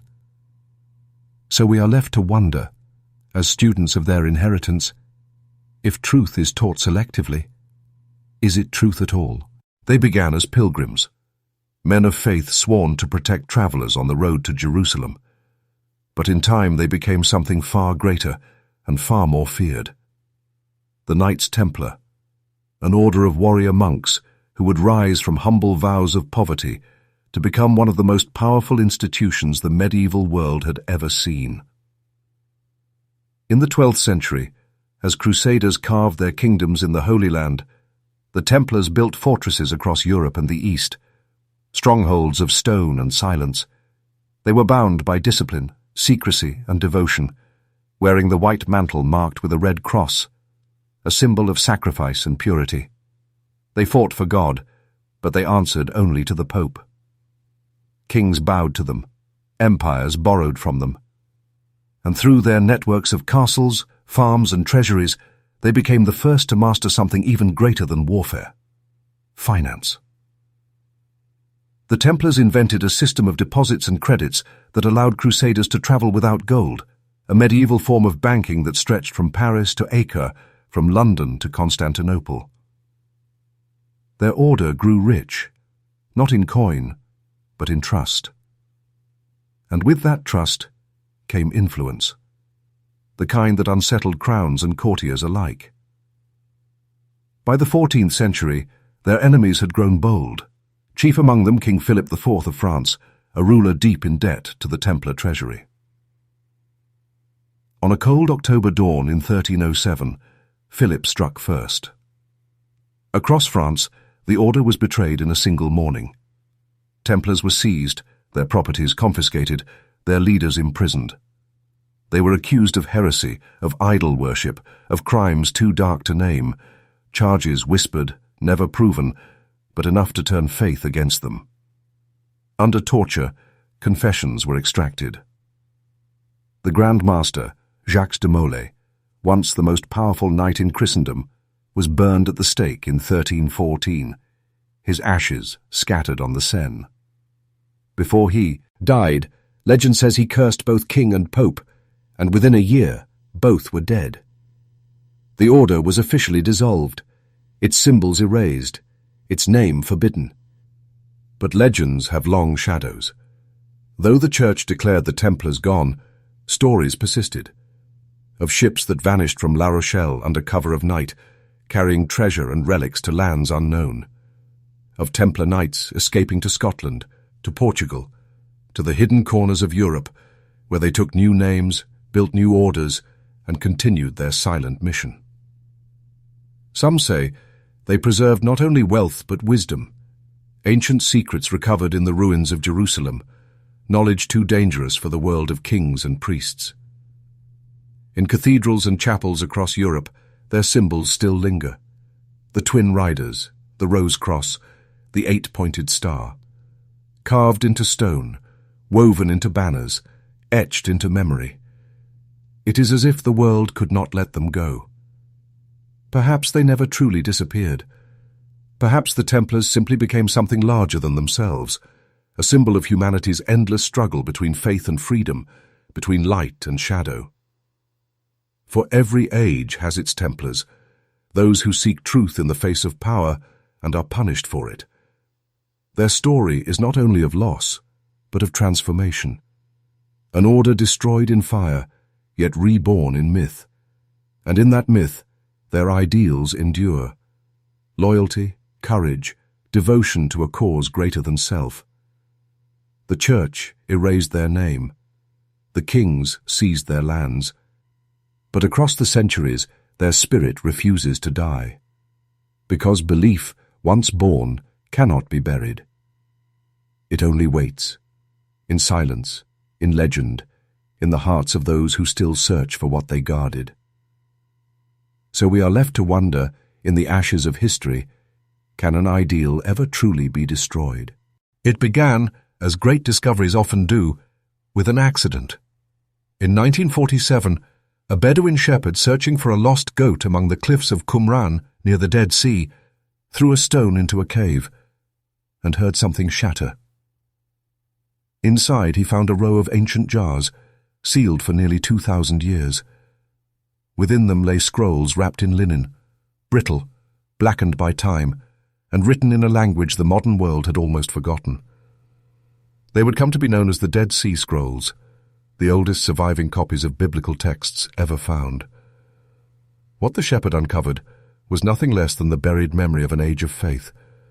Scriptures written centuries before the New Testament, long before the story of Christ had taken form.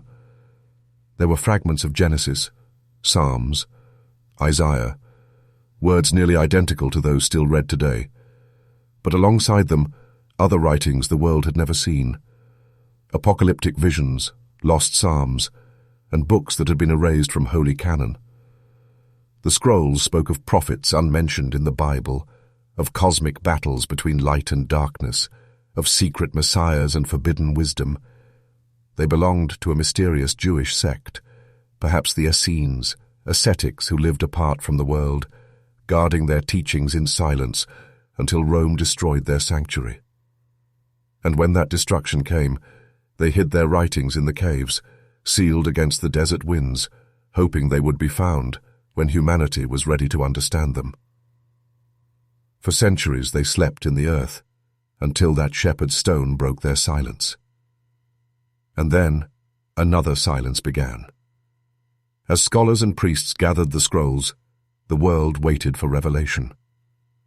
The Vatican took keen interest, and soon a small circle of academics was given exclusive access to the fragments.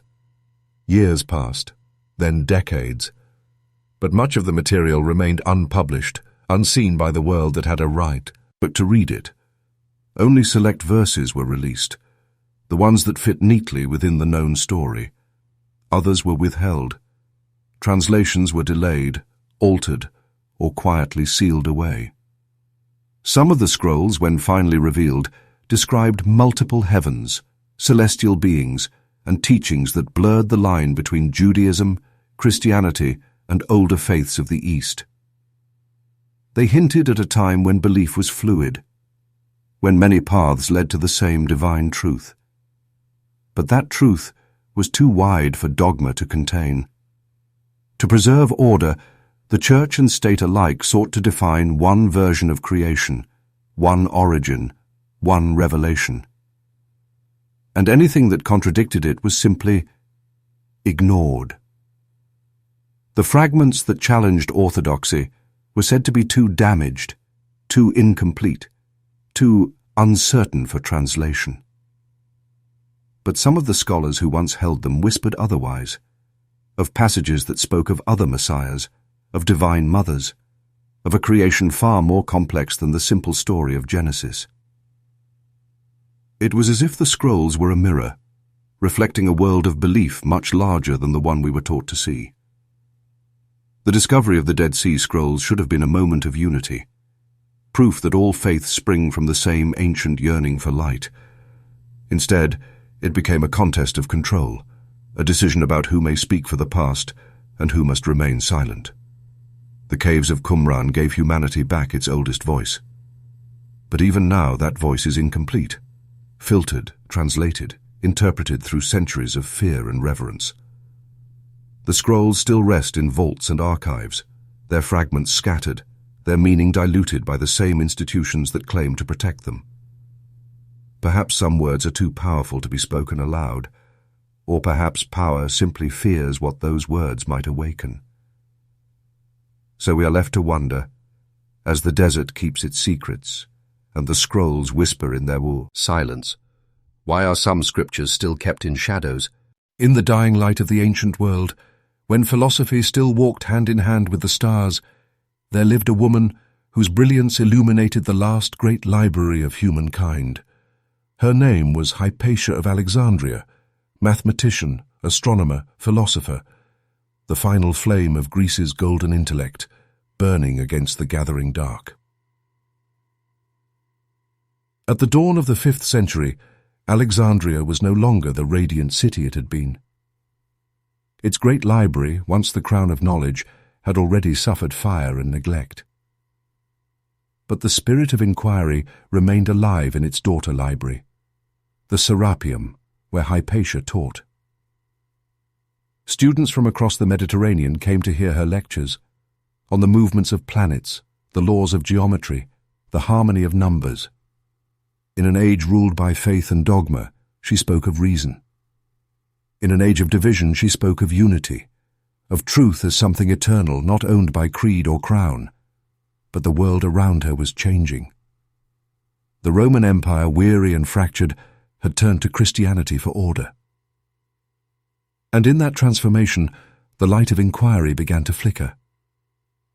To question the heavens was no longer seen as wisdom, but as arrogance. To seek truth beyond Scripture was to defy divine will. And in that rising tide of zeal, Hypatia's voice became dangerous. They said she was a sorceress, that her instruments, her astrolabes, her equations, were tools of pagan magic, that her knowledge threatened the faith of men.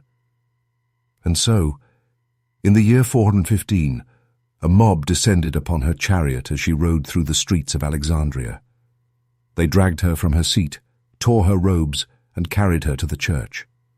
There, the philosopher who had charted the stars was torn apart by those who feared her light. The dust of her blood mingled with the ashes of burned scrolls, and the last echo of the classical world fell silent. Her death was not just the murder of a woman, it was the extinguishing of an era. For when Hypatia died, so too did the final guardians of the Hellenistic age, the keepers of the library's remnants, the scholars who still remembered the geometry of Euclid, the music of Pythagoras, the cosmos of Plato. Her scrolls, her instruments, her teachings, all vanished, swept into the fire of fanaticism. And from that fire rose the long night we would later call the Dark Ages. Centuries later, the world would rediscover what she and her predecessors had once known, the elliptical dance of planets, the curvature of space, the logic of numbers. But we would never recover her manuscripts, her writings, her voice. All that remains are fragments, stories told by those who lived after the silence began. Yet in that silence something lingers, because every age produces its Hypatia, those who seek truth not for power, but for understanding. And every age, in fear, tries to silence them. Her death reminds us that knowledge and faith were never meant to be enemies. But when fear commands the pen, knowledge becomes flame. The fire that consumed her world still burns in ours, invisible but alive, waiting for those brave enough to seek light without permission. And so, as the shadow of Alexandria stretches across time, we must ask ourselves, was it Hypatia they destroyed, or the freedom to know? In the heart of ancient India, where the monsoon winds carried the scent of sandalwood and prayer, there once stood a city of learning, Nalanda. Not a fortress, not a palace, but a temple of thought. Long before Oxford, before Cambridge, before the Renaissance had even dreamed of awakening, Nalanda was already awake. Founded in the 5th century, it became one of the world's first great universities, a place where 10,000 monks and scholars studied in vast courtyards shaded by banyan trees. Here, the pursuit of truth was not bound by religion or nation. Students came from Tibet, China, Korea, Persia, pilgrims of wisdom, drawn by the light of knowledge that radiated from this sacred place. Its 9-story library, Dharma Ganja, was said to hold hundreds of thousands of manuscripts, scriptures, medical treatises, texts on mathematics, astronomy, and philosophy. It was a living ocean of thought, a place where the human spirit reached its highest form of devotion, understanding. And then, in a single night, that ocean was set ablaze. In the 12th century, the armies of Bakhtiar Khilji, a Turkic conqueror, swept across northern India. When they reached Nalanda, they saw not a university, but a monastery, and in their zeal, they saw its scholars as heretics. They set fire to the libraries. The flames roared higher than the stupas, higher than the towers of prayer. It is said the fire burned for months, fueled by the endless scrolls. 1,000 years of learning turned to smoke. Witnesses wrote that the river of knowledge became a river of ash, and that even the sky darkened as the pages of the world's wisdom turned to dust. Thousands of monks were slain, others fled into the mountains, carrying only fragments of their books. The words of centuries vanished. Treatises on medicine, philosophy, astronomy, logic, gone as if they had never been written. An entire civilization's memory erased in a night. But Nalanda was more than stone and parchment. It was a vision, the idea that wisdom was the highest offering to the divine, that knowledge itself was sacred, and that idea cannot be burned. Centuries later, travelers from China and Tibet still spoke of Nalanda as if it were a living legend. Its ruins still whisper, in the silence of its courtyards, in the charred remains of its brick walls, in the wind that passes through its broken arches. Even the earth remembers where the fire once raged. Archaeologists have found layers of ash and clay fused together, the physical remains of thought reduced to embers. And yet, somehow, its spirit endured. The teachings of Nalanda's scholars, logic, compassion, the boundless curiosity of the mind, spread beyond India's borders, carried by the very monks who escaped its destruction. Their words reached Tibet, China, and Japan, shaping philosophies that still guide the world today. So perhaps the fire did not end Nalanda. Perhaps it transformed it, from a place of brick and ink into something eternal, something that lives in every soul that seeks to learn freely, without fear. The ruins of Nalanda still stand beneath the sun, silent, patient, eternal, a reminder that knowledge is fragile, but wisdom is not. You can silence voices, burn books, destroy libraries, but you cannot kill the light that seeks to understand. So we are left to wonder, as the ashes of Nalanda still whisper across the plains of Bihar. Does knowledge ever truly die, or does it simply wait to be rediscovered? In the summer heat of 1799, as Napoleon's army marched across Egypt, a group of French soldiers digging near the town of Rosetta unearthed a slab of black basalt, smooth, heavy, inscribed with 3 languages. It seemed at first just another relic of empire. But that stone, the Rosetta Stone, would become the key to unlocking one of humanity's greatest mysteries, the lost voice of ancient Egypt. For more than 1,000 years, the meaning of the hieroglyphs had been forgotten. The symbols that once spoke to gods and kings had turned to silence, a language no one could read, a civilization mute behind the veil of time. But this stone carried a message written in 3 scripts: Greek, Demotic, and hieroglyphic. The same decree, repeated across 3 tongues, one known, one living, one dead. And in that trinity of language lay the bridge between worlds. When the scholar Jean-François Champollion finally deciphered the code in 1822, it was as though Egypt itself had awakened from its long sleep. The temples began to speak again, their walls no longer mute stone, but voices resurrected from the past. We learned the names of pharaohs, the rituals of priests, the prayers to the sun and sky. Through that stone, Egypt's memory returned. But what if not all of it was allowed to return? For translation is not just language, it is interpretation. And every interpreter stands between 2 worlds, the one that speaks and the one that listens. The scholars who decoded the Rosetta Stone were not Egyptians. They were men of empire, French and British academics working within the shadow of colonial conquest.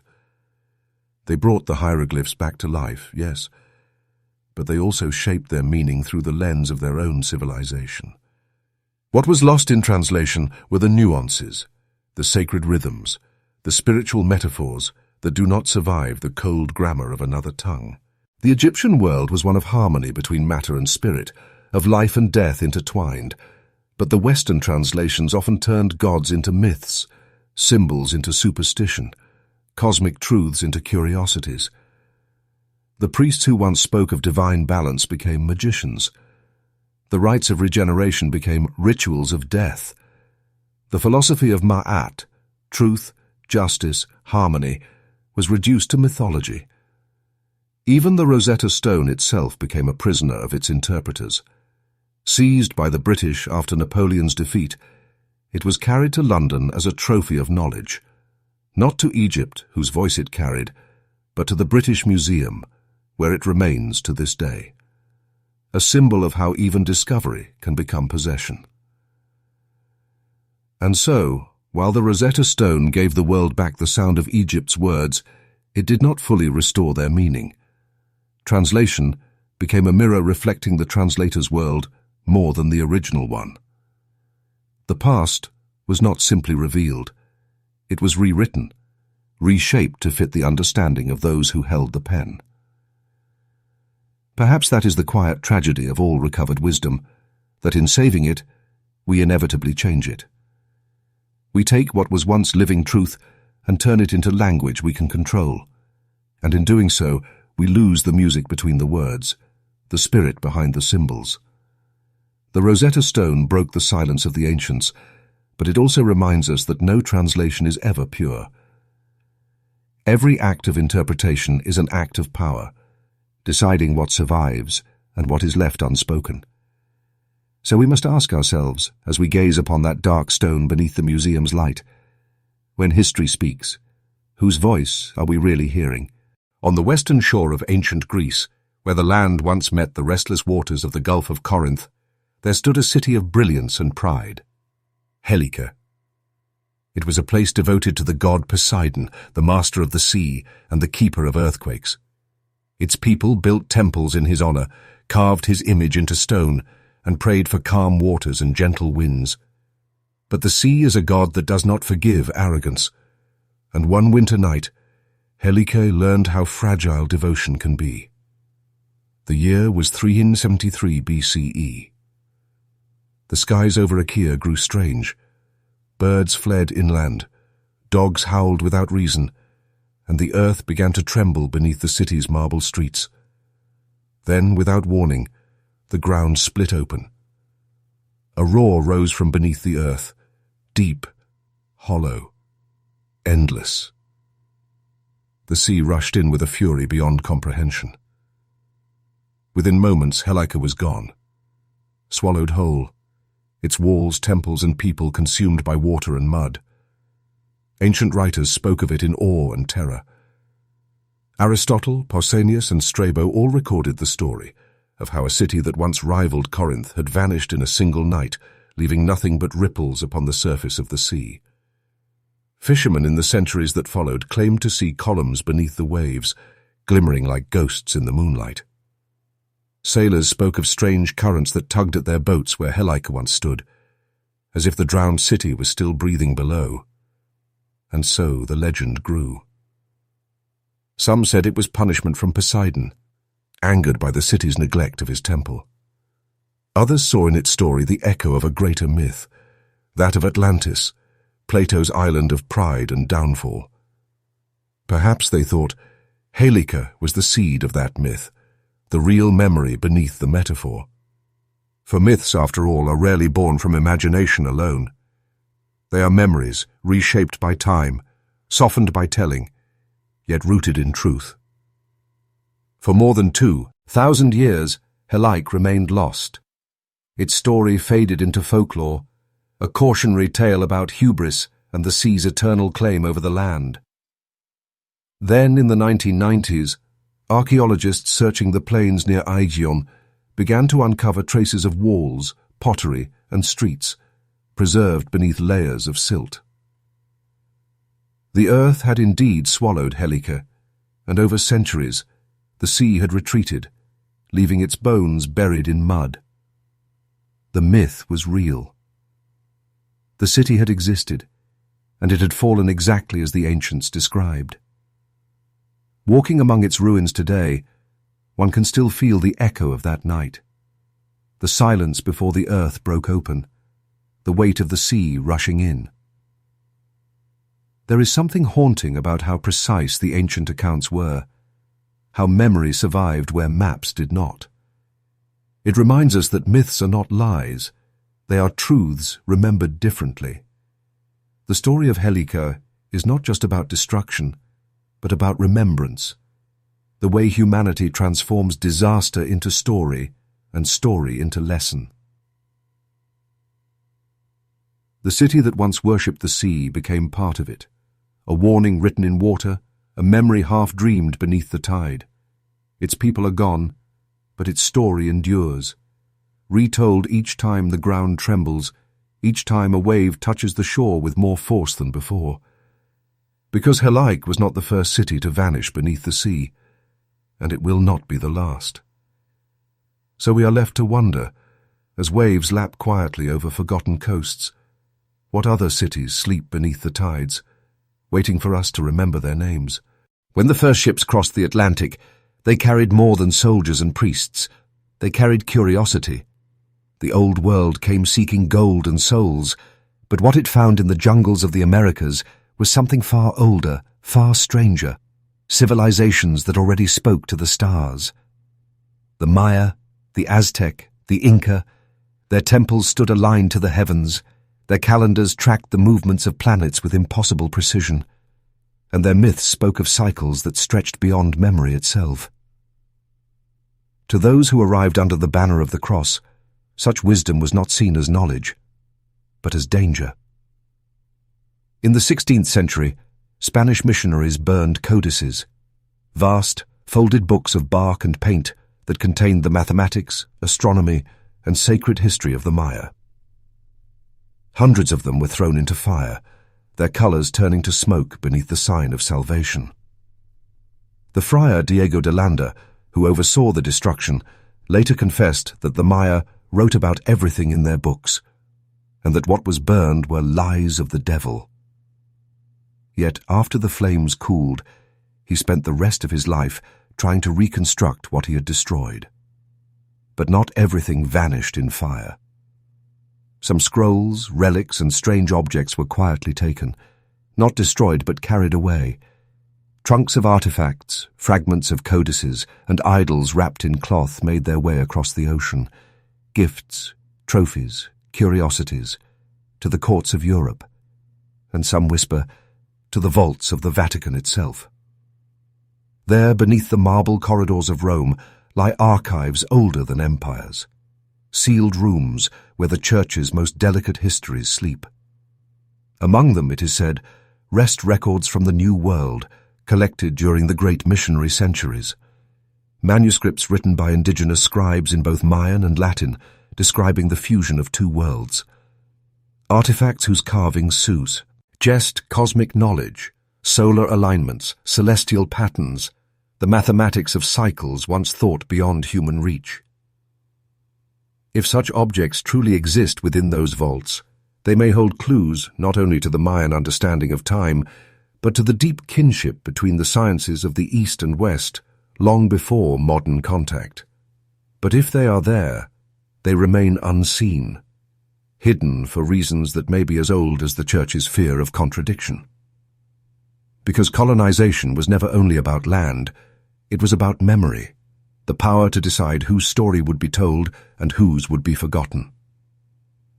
By controlling the narrative of discovery, the old world could crown itself the center of history. To admit that others had mapped the stars, measured the earth, and written their own theology of the cosmos was to fracture that illusion. And so, the knowledge of the New World was rewritten as myth. Its astronomers called priests, its scientists called sorcerers, its gods called demons. The artifacts that survived became curiosities in museums or secrets in archives, silent witnesses to a meeting of worlds that could have been an exchange of wisdom, but became an act of erasure. Yet across centuries, the Mayan spirit still speaks. Its temples still align with the rising sun. Its calendar still mirrors the rhythm of the earth. Its symbols still whisper of cycles that neither sword nor scripture could destroy. Perhaps what was locked away was never truly silenced. Perhaps truth finds its own way to survive, in ruins, in memory, in the quiet pulse of the planet itself. For conquest may bury history, but it cannot erase its heartbeat. So we must wonder, in the shadows of those European vaults and beneath the canopy of the Yucatan sky, what truths remain unshared between worlds? Long before the pyramids rose, before Greece had gods or Rome had walls, there was Sumer, the cradle of civilization, where writing first took form in the soft clay of the Euphrates Valley. It was there, among the ruins of Ir, Kish, and Eridu, that archaeologists uncovered a tablet unlike any other, a record of kings and kingdoms stretching across thousands of years. It was called the Sumerian Kings List, a simple roll of names, reigns, and dynasties. But what it described defied everything we thought we knew about time. According to the tablets, there were rulers who reigned not for years, but for centuries. Some ruled for tens of thousands of years, long before the world was said to have begun. And then, a line, etched in cuneiform, like the turning of a cosmic page. Then the flood swept over.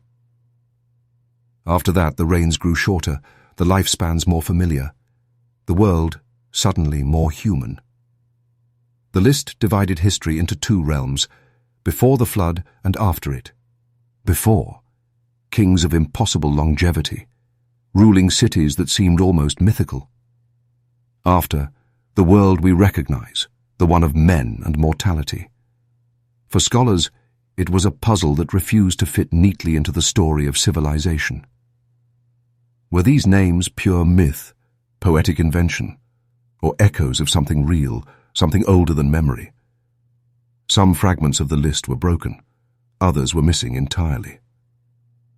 Certain kings appeared in one version, but vanished from another, erased, as if deliberately removed. Even the surviving tablets differ, one found in Nippur, another in Lhasa, each containing slight variations, as though someone had rewritten history by hand. The question is, why? Perhaps those names were simply too ancient, their reigns too long to be believed. Or perhaps they were something else, a record of a forgotten epoch, a time before the known world, when kings ruled under the gods themselves. Chasit. The antediluvian kings, they were called, beings who reigned before the great flood, when the boundaries between divine and human were still blurred. The same flood that appears in the stories of Noah, of Gilgamesh, and of countless other civilizations, all remembering, in their own way, a world washed away by water. If the Sumerians were the first to write history, then they were also the first to decide what not to remember. For history is not only what is recorded, it is what is left out. And in those missing names, in those erased reigns, may lie the earliest act of human censorship. The first time truth was shaped by belief. Some archaeologists say the missing portions were simply lost to time, their tablets shattered by the ages. But others, quietly, suggest something more deliberate, that the list was edited as empires rose and fell, each ruler remaking the past in his own image, erasing those who came before, those who no longer fit the story they wished to tell. It is a reminder that the line between myth and memory is fragile, that perhaps what we call legend is simply history written in a different language, a record of a world too vast, too mysterious, for the narrow confines of our chronology. When we read the Sumerian kings list today, we are not just reading history. We are listening to the first whisper of humanity trying to understand itself, to measure eternity with numbers, to name the unnameable. And in those names that were erased, perhaps there lingers a truth we were not meant to keep. For every civilization builds its memory upon the silence of another. And sometimes the silence tells us more than the words ever could. So we are left to ask, as we gaze upon the fragments of clay and time, is myth merely fiction? Or is it the kind of history someone tried to bury? It begins with a story, whispered from the edge of memory, carried through time by the voice of Plato, who claimed it was no myth, but history. A great island, rich in wisdom and power, lying beyond the Pillars of Hercules, Atlantis. A civilization of engineers and philosophers, whose cities gleamed with crystal and bronze, whose knowledge reached beyond their age. And then, in a single, fateful day and night, it was gone, swallowed by the sea, erased as if the earth itself had chosen to forget. For over 2,000 years, the world has treated this tale as allegory, a moral warning against pride and ambition. But beneath that moral lies a question far more unsettling. What if Plato was telling the truth?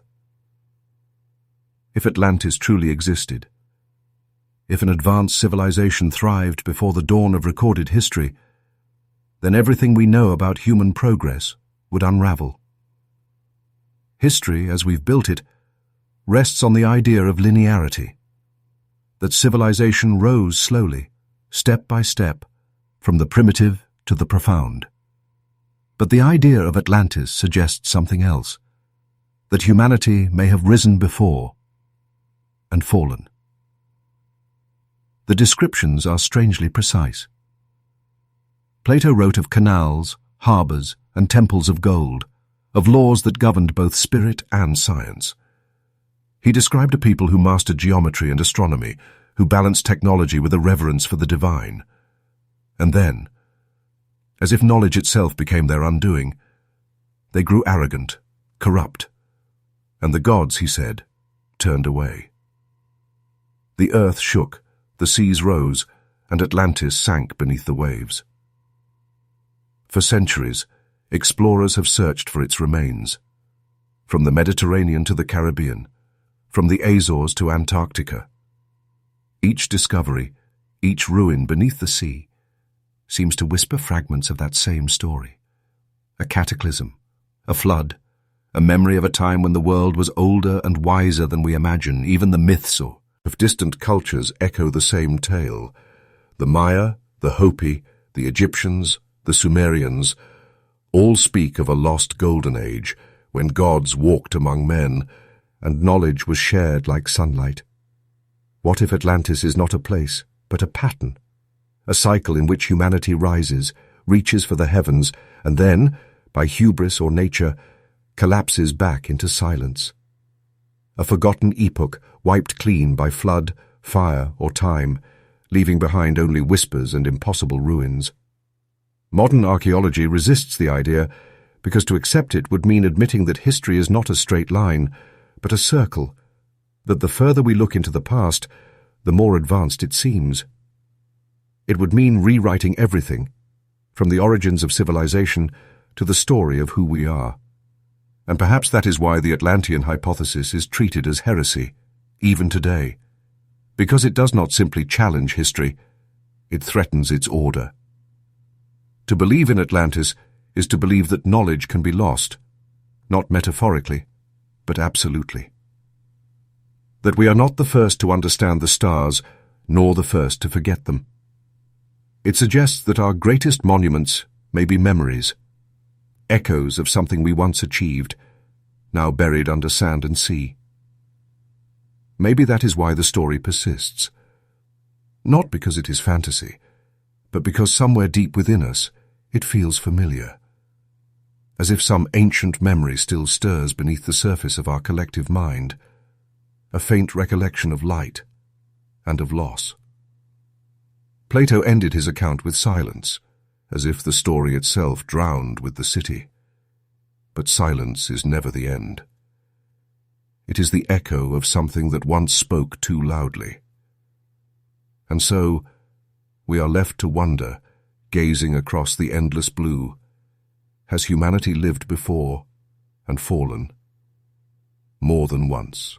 In the spring of 2003, as the bombs fell over Baghdad and the dust of empire rose again in the cradle of civilization, something older than the war itself was lost. While soldiers moved through the city and fire traced the horizon, the doors of the Iraq National Museum were left unguarded. And within a few days, the memory of humanity slipped quietly into the shadows, looted, broken, or gone forever.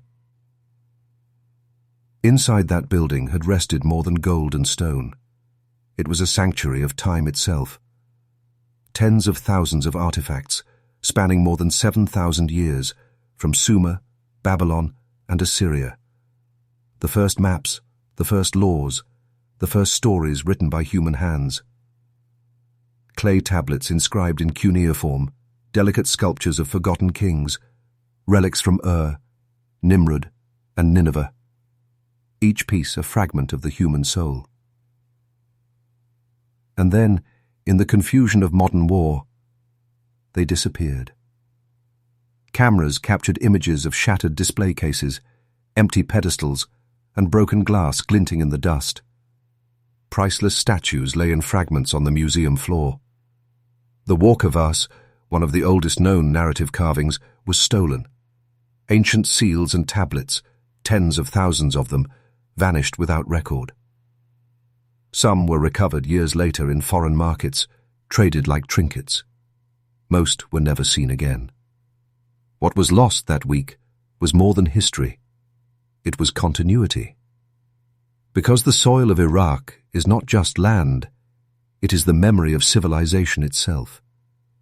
It was there that humanity first learned to write, to build, to measure the heavens.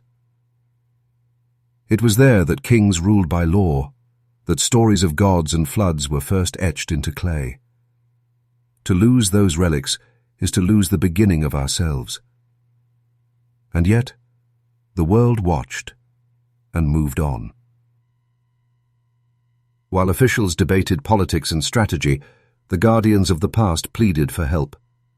But the fires of conquest, ancient and modern, burn with the Sam, indifference. For thousands of years, armies have destroyed what they could not understand. From the Library of Alexandria to the temples of Palmyra, from Nalanda University to the Baghdad Museum, war has always had another, quieter purpose: to erase memory. Perhaps it has always been this way. Every age wages war not only on people, but on what they remember. Because memory is power, the power to define who we are and where we came from. To destroy the past is to control the future. And in that sense, the looting of Baghdad was not an accident of war. It was the repetition of history itself, dressed in modern uniforms, broadcast in high definition. Decades later, some artifacts have returned. A few have been restored, pieced together with patience and sorrow. But the absence is still there, an emptiness that hums beneath the surface of every recovered relic. The gaps in the museum's collection mirror the gaps in our collective story.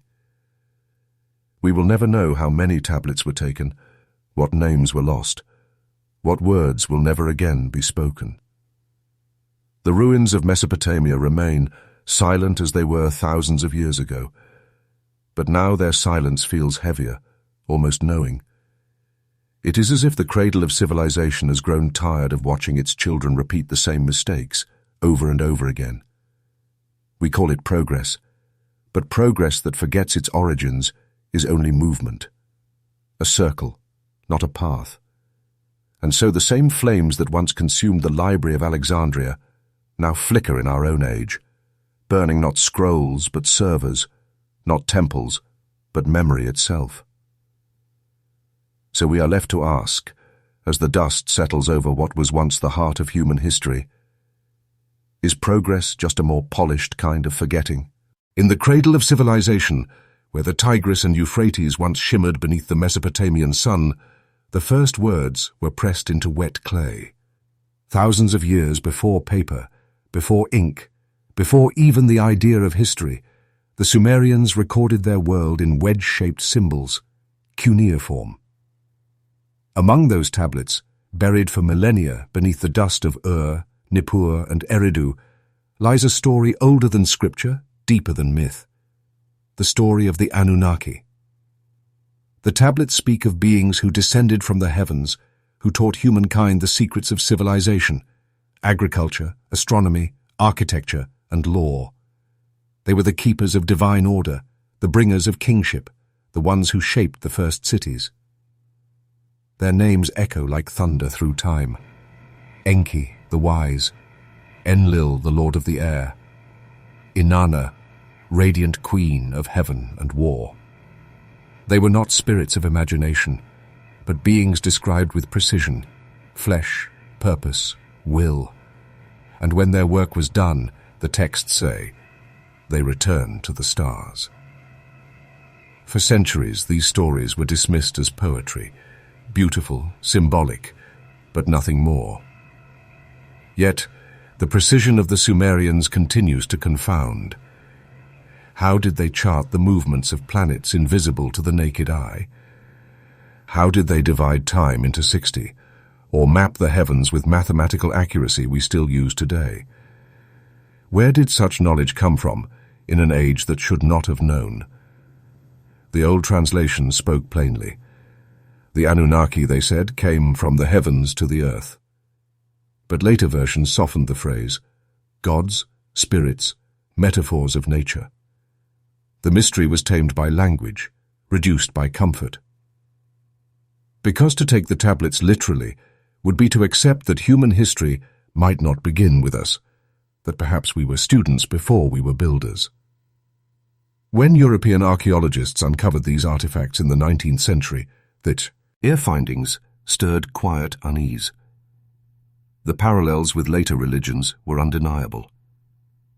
A garden of creation, a great flood sent to cleanse the earth, a divine council shaping humankind from clay. The echoes between Sumer and Genesis were too precise to ignore, as if one were the distant memory of the other. And so, the debate began. Were the Anunnaki myths of gods and celestial beings, or memories of something humanity once witnessed long before it learned to write? Some call it imagination, others forbidden history. Perhaps both are true. For what is myth, if not memory carried in metaphor? Modern scholars continue to read the tablets, to catalogue their fragments, But so much remains missing. Broken lines, lost passages, symbols eroded by time. The full story is scattered, incomplete, and maybe that is the point. Perhaps the truth was never meant to survive whole, only to whisper, softly, across the ages. Because when we strip away the literal, something deeper emerges, not proof of gods or aliens, but of a civilization that remembered being touched by something vast, something beyond its understanding. The Anunnaki may have been divine, or royal, or human, but to those who first wrote their names, they were ancestors of knowledge, and in that sense their story still lives within us, the eternal human longing to look upward and remember where we came from. The tablets remain silent, yet their silence speaks. For whether they record truth or dream, they remind us that history and myth are not opposites. They are reflections of one another, separated only by time and belief. So we are left to wonder, as we read the faint marks left by ancient hands, what happens when legends start sounding too much like history? In the heart of Anatolia, beneath the wind-sculpted valleys and pale stone towers of Cappadocia, lies a world carved in silence, not built upon the earth, but within it. A labyrinth of tunnels, chambers and passageways, descending deeper than imagination allows. For centuries, shepherds and wanderers spoke of strange hollows beneath their feet, the whisper of wind through unseen corridors, the echo of steps in the stone. And then, in 1963, a man renovating his home in the town of Derinkuyu broke through a wall and found another world behind it. What he discovered was not a cellar nor a cave, but an entire underground city. Levels upon levels, rooms for sleeping, storage chambers, wells, ventilation shafts, chapels, schools, even stables for animals. Some tunnels ran for miles, connecting with other subterranean settlements, a hidden network beneath the plains of Turkey, large enough to shelter tens of thousands of people. Each level perfectly ventilated, each passage engineered with care, as if designed by minds that understood both architecture and survival in equal measure. And yet, the question remains: who built it? And when? Archaeologists can only estimate. Some say the tunnels date back to the Byzantine era, carved as refuge from invaders. Others believe they are far older, perhaps Hittite, perhaps Neolithic, perhaps from a time long before written history. The stone, known as tuff, is soft when cut, but hardens when exposed to air, meaning that whoever began this work possessed both patience and remarkable foresight. The oldest levels suggest not panic, but planning, a civilization organized enough to dig downward for survival, not upward for glory. Why build a city beneath the earth? The world above offers sunlight, water, life. Yet here in these narrow tunnels, humanity chose shadow and silence. Was it to escape invasion? Or something else entire? Library. A changing climate, perhaps? A catastrophe remembered only in myth? Or did these tunnels serve another purpose, a retreat from something more ancient than war? The deeper one descends, the more haunting the feeling becomes. There are heavy stone doors that could be rolled shut from the inside, sealing entire sections of the city. Wells designed to provide clean water without exposure to the surface. Air shafts crafted to deliver breath to the depths. Every corridor feels deliberate, as though carved by those who knew the world above was not safe. Across Cappadocia, more than 200 underground complexes have been found, many still unexplored. Some link together through buried corridors stretching miles across the earth, forming what may once have been a vast, hidden civilization beneath the plains. In Derinkuyu alone, the depth reaches nearly 280 feet, and yet the true depth of its story remains unknown. What drove these people to dig into darkness? Fear of conquest, perhaps? or memory, of something the world forgot, something that once made the sky itself unsafe. Ancient myths from across the globe speak of a great fire, a flood, a storm from the heavens that forced humanity underground. Perhaps Cappadocia's cities are not fortresses, but monuments to survival, silent witnesses to a world that ended before our own began. Today, tourists walk through the tunnels with flashlights and cameras, unaware they tread the same paths carved by hands that might predate history itself. The air is cool, still, almost sacred, as though the walls themselves remember why they were made. We look at these tunnels and call them primitive. But perhaps they are proof of something else. That ancient humanity knew fear deeper than ours and wisdom greater than we give them credit for.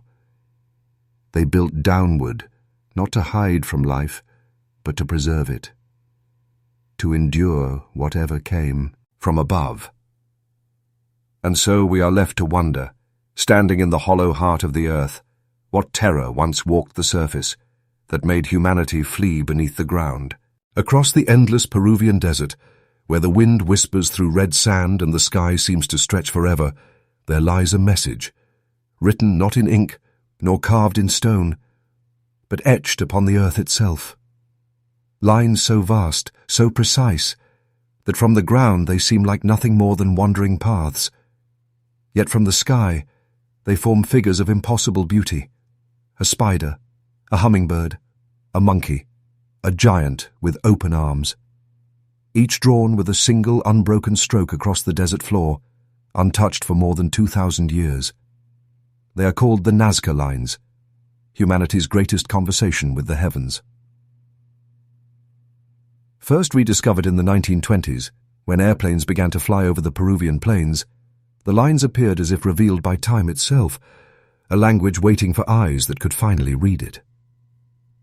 Stretched across an area of nearly 500 square kilometers, there are hundreds of geometric shapes and living forms, spirals, triangles, serpents, and paths that run perfectly straight for miles. They are etched shallowly into the surface, no deeper than the width of a hand. Yet they have endured centuries of wind and rain, protected by the dry air and the silence of the desert. Who created them, and why? The Nazca people, who lived between 500 BCE and 500 CE, are credited with their construction. Using nothing more than wooden stakes and rope, they cleared away the dark iron oxide pebbles that covered the desert, exposing the pale earth beneath. It seems simple, and yet their precision is staggering. The lines align with astronomical events, solstices and constellations. Some point directly to the rising and setting of the sun and moon. Others seem to trace ancient underground aquifers, hinting at a sacred link between water and the divine. Were these drawings offerings to the gods? Vast prayers carved into the earth, so that the heavens might see them, or we? Were they maps, guiding travelers or watchers from above? For from the ground, they make no sense at all. Only from high above, from the sky, do their forms emerge in full. A truth that leads to the question many have dared to ask. Were the Nazca creating art for themselves, or for something else? Some believe the lines were meant for ritual walking, paths that priests and pilgrims followed in sacred processions, tracing the shapes of animals that symbolized life and fertility. Others think they were celestial calendars, drawn to mark the movements of stars and planets across the sky.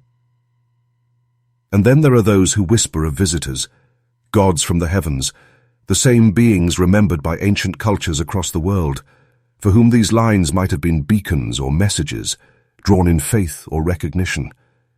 Whatever their purpose, the lines possess a strange power, the power of endurance. While empires have risen and fallen, while languages have been born and forgotten, the Nazca lines remain exactly as they were. Unmoved, unchanged. A message so large that it could only have been written for eternity. Standing there, surrounded by silence and sun, one cannot help but feel small and seen, as if the desert itself were alive, still holding a dialogue with something far beyond our reach. Perhaps that is why they were made, not for answers, but for remembrance. A way for the Nazca to speak to the infinite, to declare that they existed, that they looked upward, and dreamed of being understood. The desert never speaks, but its surface remembers. And so, as the winds continue to sweep across those ancient lines, and shadows drift over figures meant for eyes that may never return, we are left to ask, who were these messages written for? The gods above, or the children who would one day rediscover them?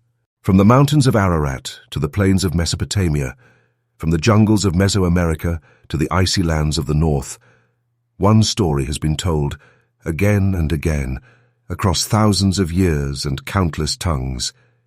It is the story of the Great Flood, an event said to have wiped the world clean, leaving only a few survivors to begin again. Different names, different gods, different lands, but always the same memory. A world swallowed by water, a dawn born from ruin. In the Epic of Gilgamesh, one of humanity's oldest written stories, a man named Utnapishtim is warned by the gods of a coming deluge. He builds a vessel, fills it with life, and watches as the world disappears beneath the sea.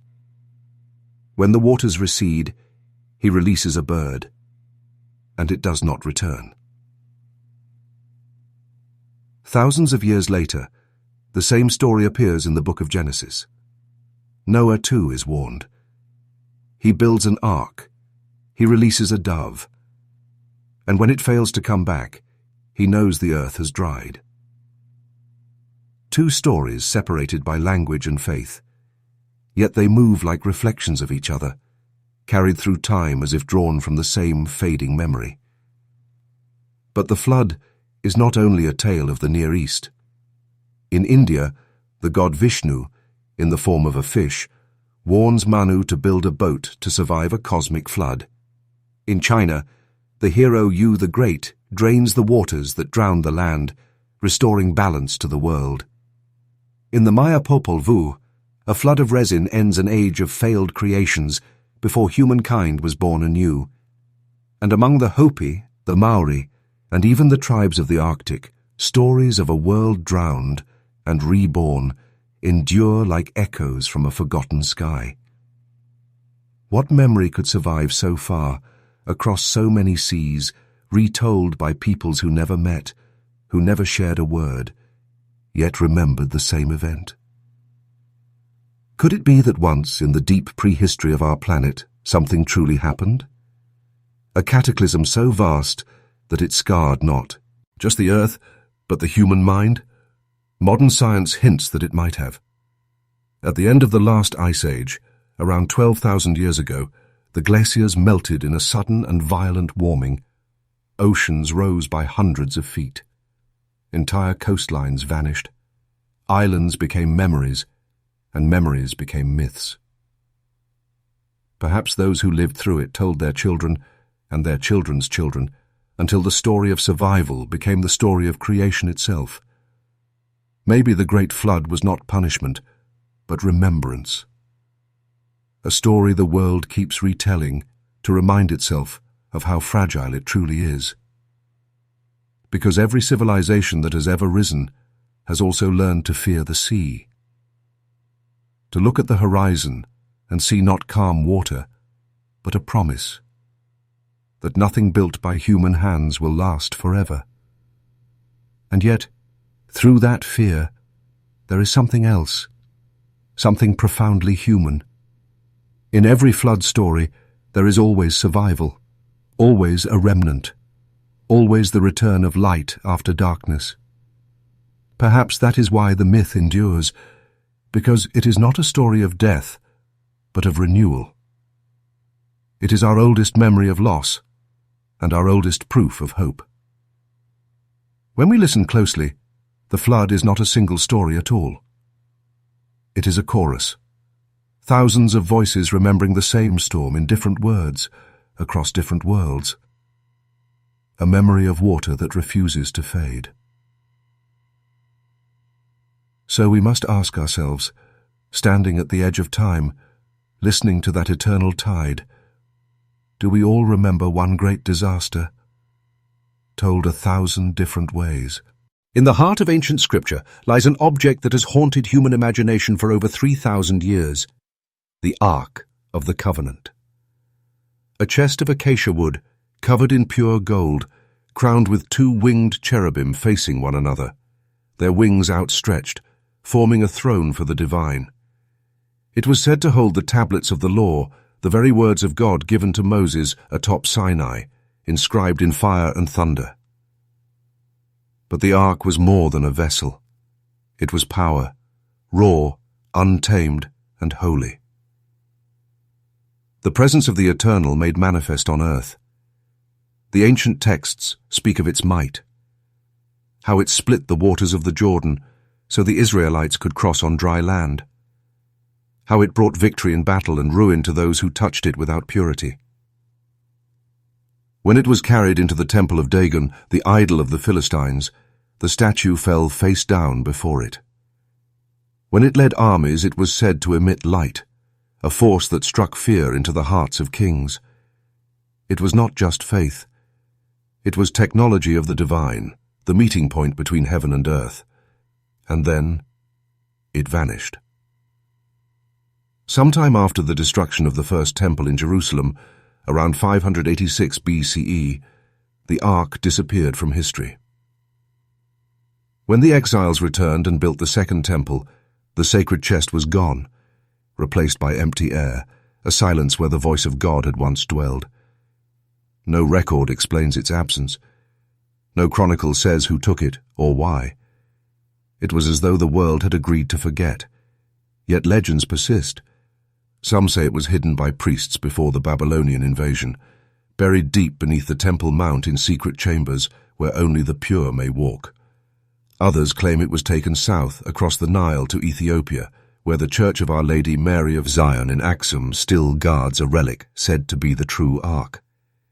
Its keeper, a single monk, lives and dies beside it, never leaving its side, never speaking of what he has seen. Others whisper of its presence in Tanis, Egypt, lost beneath the desert sands, or even carried away to Mount Nebo, the mountain from which Moses viewed the promised land before he died. Wherever it rests, the ark remains untouched by time or by certainty.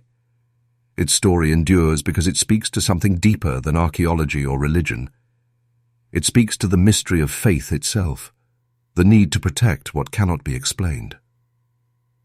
Perhaps the ark was hidden, not because it was lost, but because humanity was not ready to hold such power. Even the scriptures warn of its danger, that those who approached it without reverence would fall, struck down not by wrath, but by the sheer magnitude of what it contained. It was the embodiment of divine presence, the spark of creation housed within human hands. And maybe, in the end, even faith understood that such power must be hidden, not to be found, but to be remembered. For if the ark still exists, buried beneath stone or guarded in shadow, its silence may be its greatest protection and our greatest test. Because faith is not built on proof, but on trust in what we cannot see. Perhaps that is why the ark still calls to us, not to reveal itself, but to remind us that the sacred must remain beyond possession. We search for it endlessly, as though finding it would confirm the divine. But maybe it was never meant to be found at all. So we are left to wonder, in the quiet between belief and discovery, was the Ark of the Covenant truly lost, or simply hidden from those not yet ready to behold it?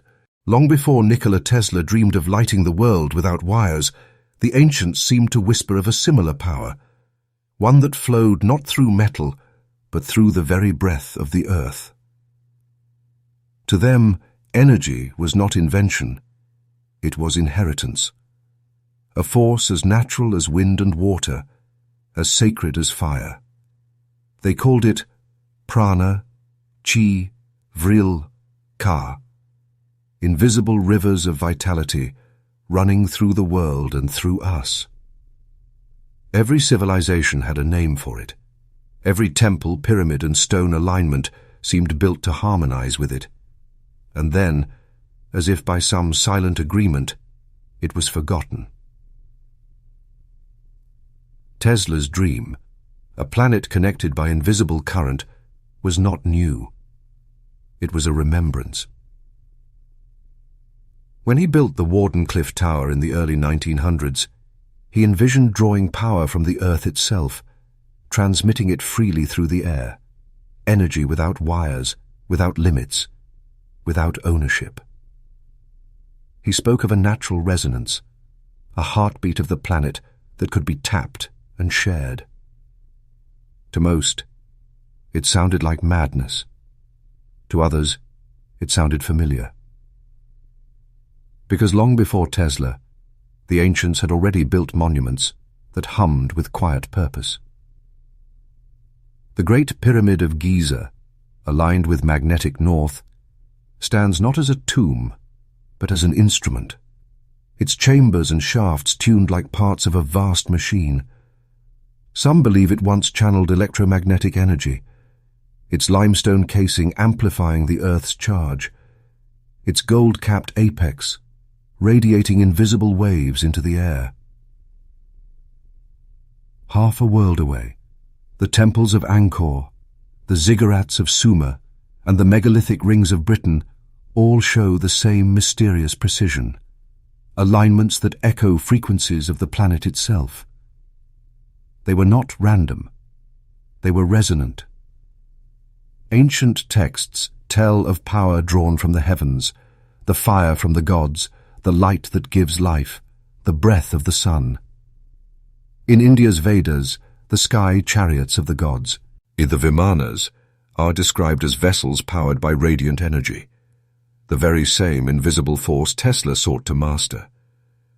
The Mayans spoke of energy pulsing through stone, the Egyptians of divine current running through the Nile, the Chinese of dragon lines, flows of unseen strength connecting mountains and stars.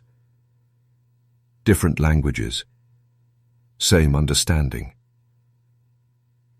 And then, one day, the understanding vanished.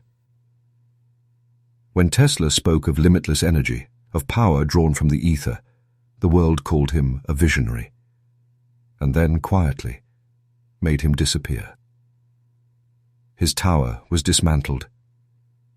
His research seized. His notes, many of them, lost. Yet even now, much of what he described has since been proven possible. Wireless transmission, resonant frequency, the idea that the Earth itself vibrates with energy. As if knowledge, once buried, has begun to surface again, remembered, not invented.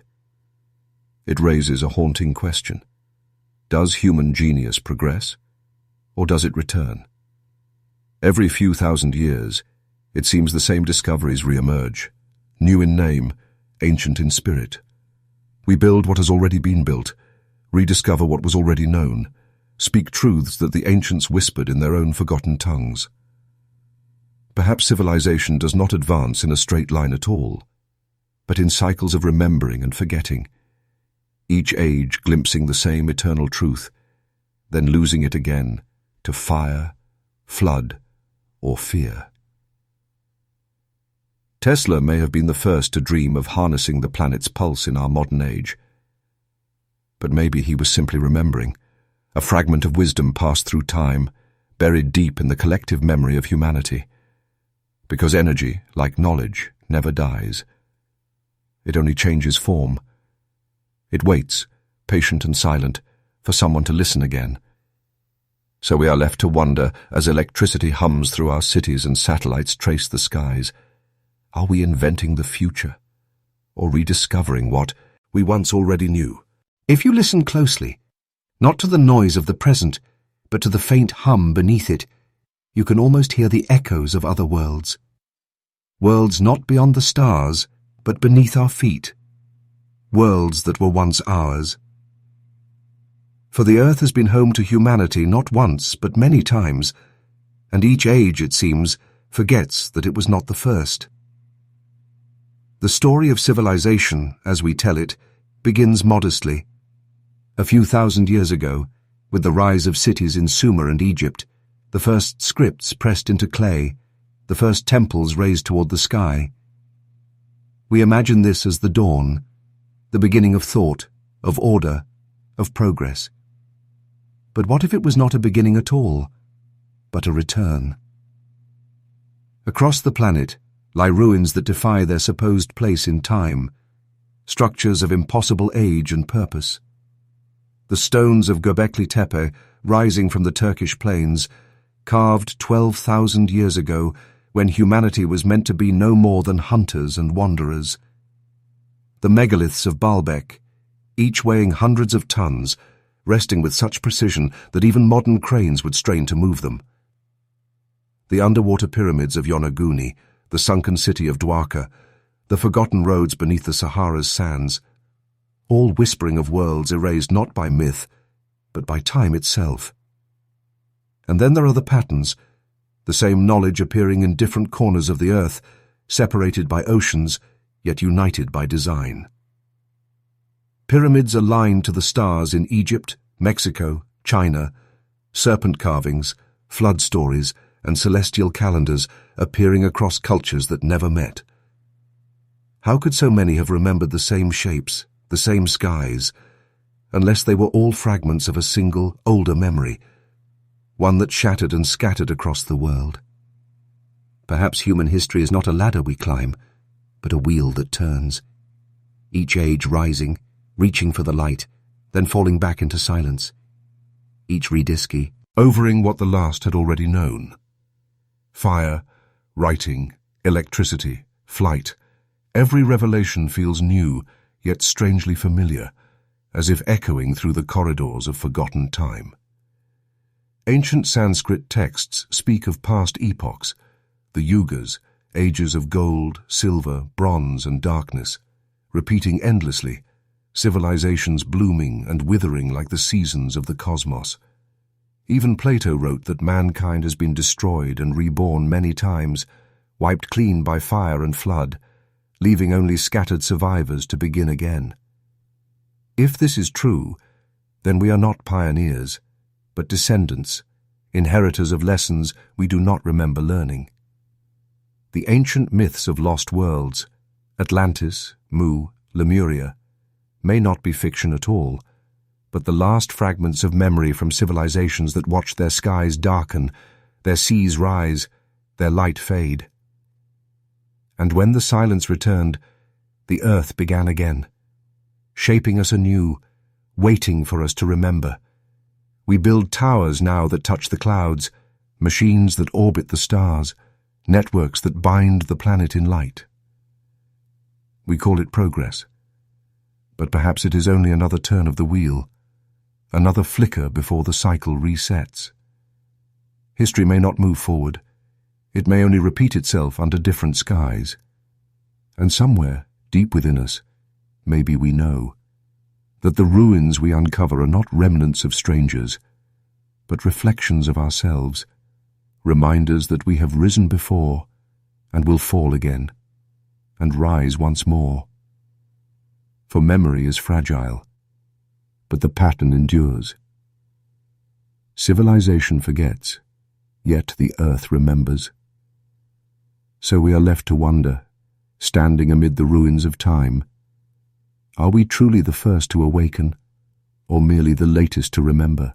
From the ashes of libraries to the shadows beneath pyramids, from the drowned cities and hidden tunnels to the stars that once guided forgotten hands, we have wandered through 40 echoes of the human story.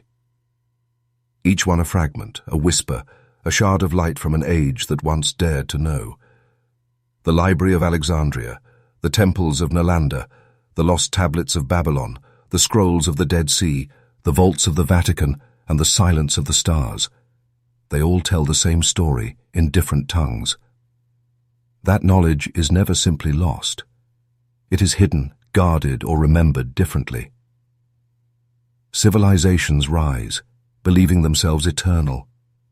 They build their monuments, their faiths, their science, until fire, flood, or conquest reminds them that nothing built by human hands lasts forever. And yet, even as stone turns to dust, the idea survives. Somewhere, someone remembers. A myth retold, a ruin rediscovered, a question asked again. Perhaps history has always been a dialogue between remembering and forgetting, a dance between truth and power.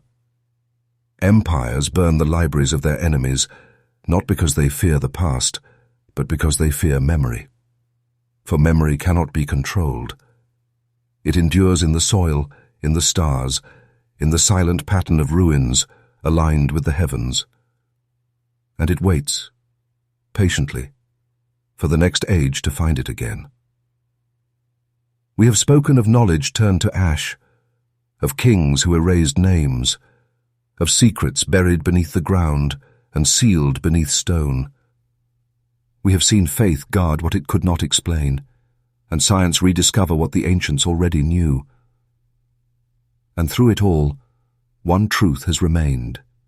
Knowledge is never truly destroyed. It transforms. It hides in story, in symbol, in silence, until someone, somewhere, begins to listen again. Maybe we are not the first civilization to search for the truth. Maybe we are only the next.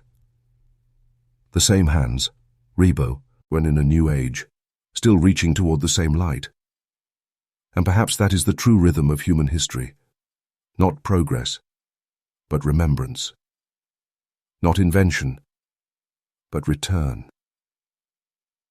Every ruin, every lost text, every forgotten god, they are all fragments of one long story. A story written not in ink, but in the rhythm of the earth itself. Because truth does not live in what we record, it lives in what refuses to die. In silence. In wonder. In the quiet pulse of memory that beats beneath time. And as the echoes of the past fade into the horizon of the present, we are left with the simplest of realizations. That the greatest mystery of all is not what we've lost, but that somehow, through it all, we still remember. Truth always survives. Not in books, not in temples, not in stone, but in the silence that endures after everything else is gone. And so, as the echoes of forgotten ages fade into silence, one truth remains, that knowledge never dies. It only waits to be remembered. If this journey through time and mystery spoke to you, if it made you wonder what else still lies hidden beneath the sands of history, then stay curious, stay listening, like this video, to keep the story alive. Share it so others can hear the whispers of the past. And subscribe to Mysteries of Earth, where every week we uncover another chapter the world tried to forget. Because truth doesn't vanish. It waits, quietly, for those willing to search for it. This is Mysteries of Earth, where the past still speaks, and we remember to listen.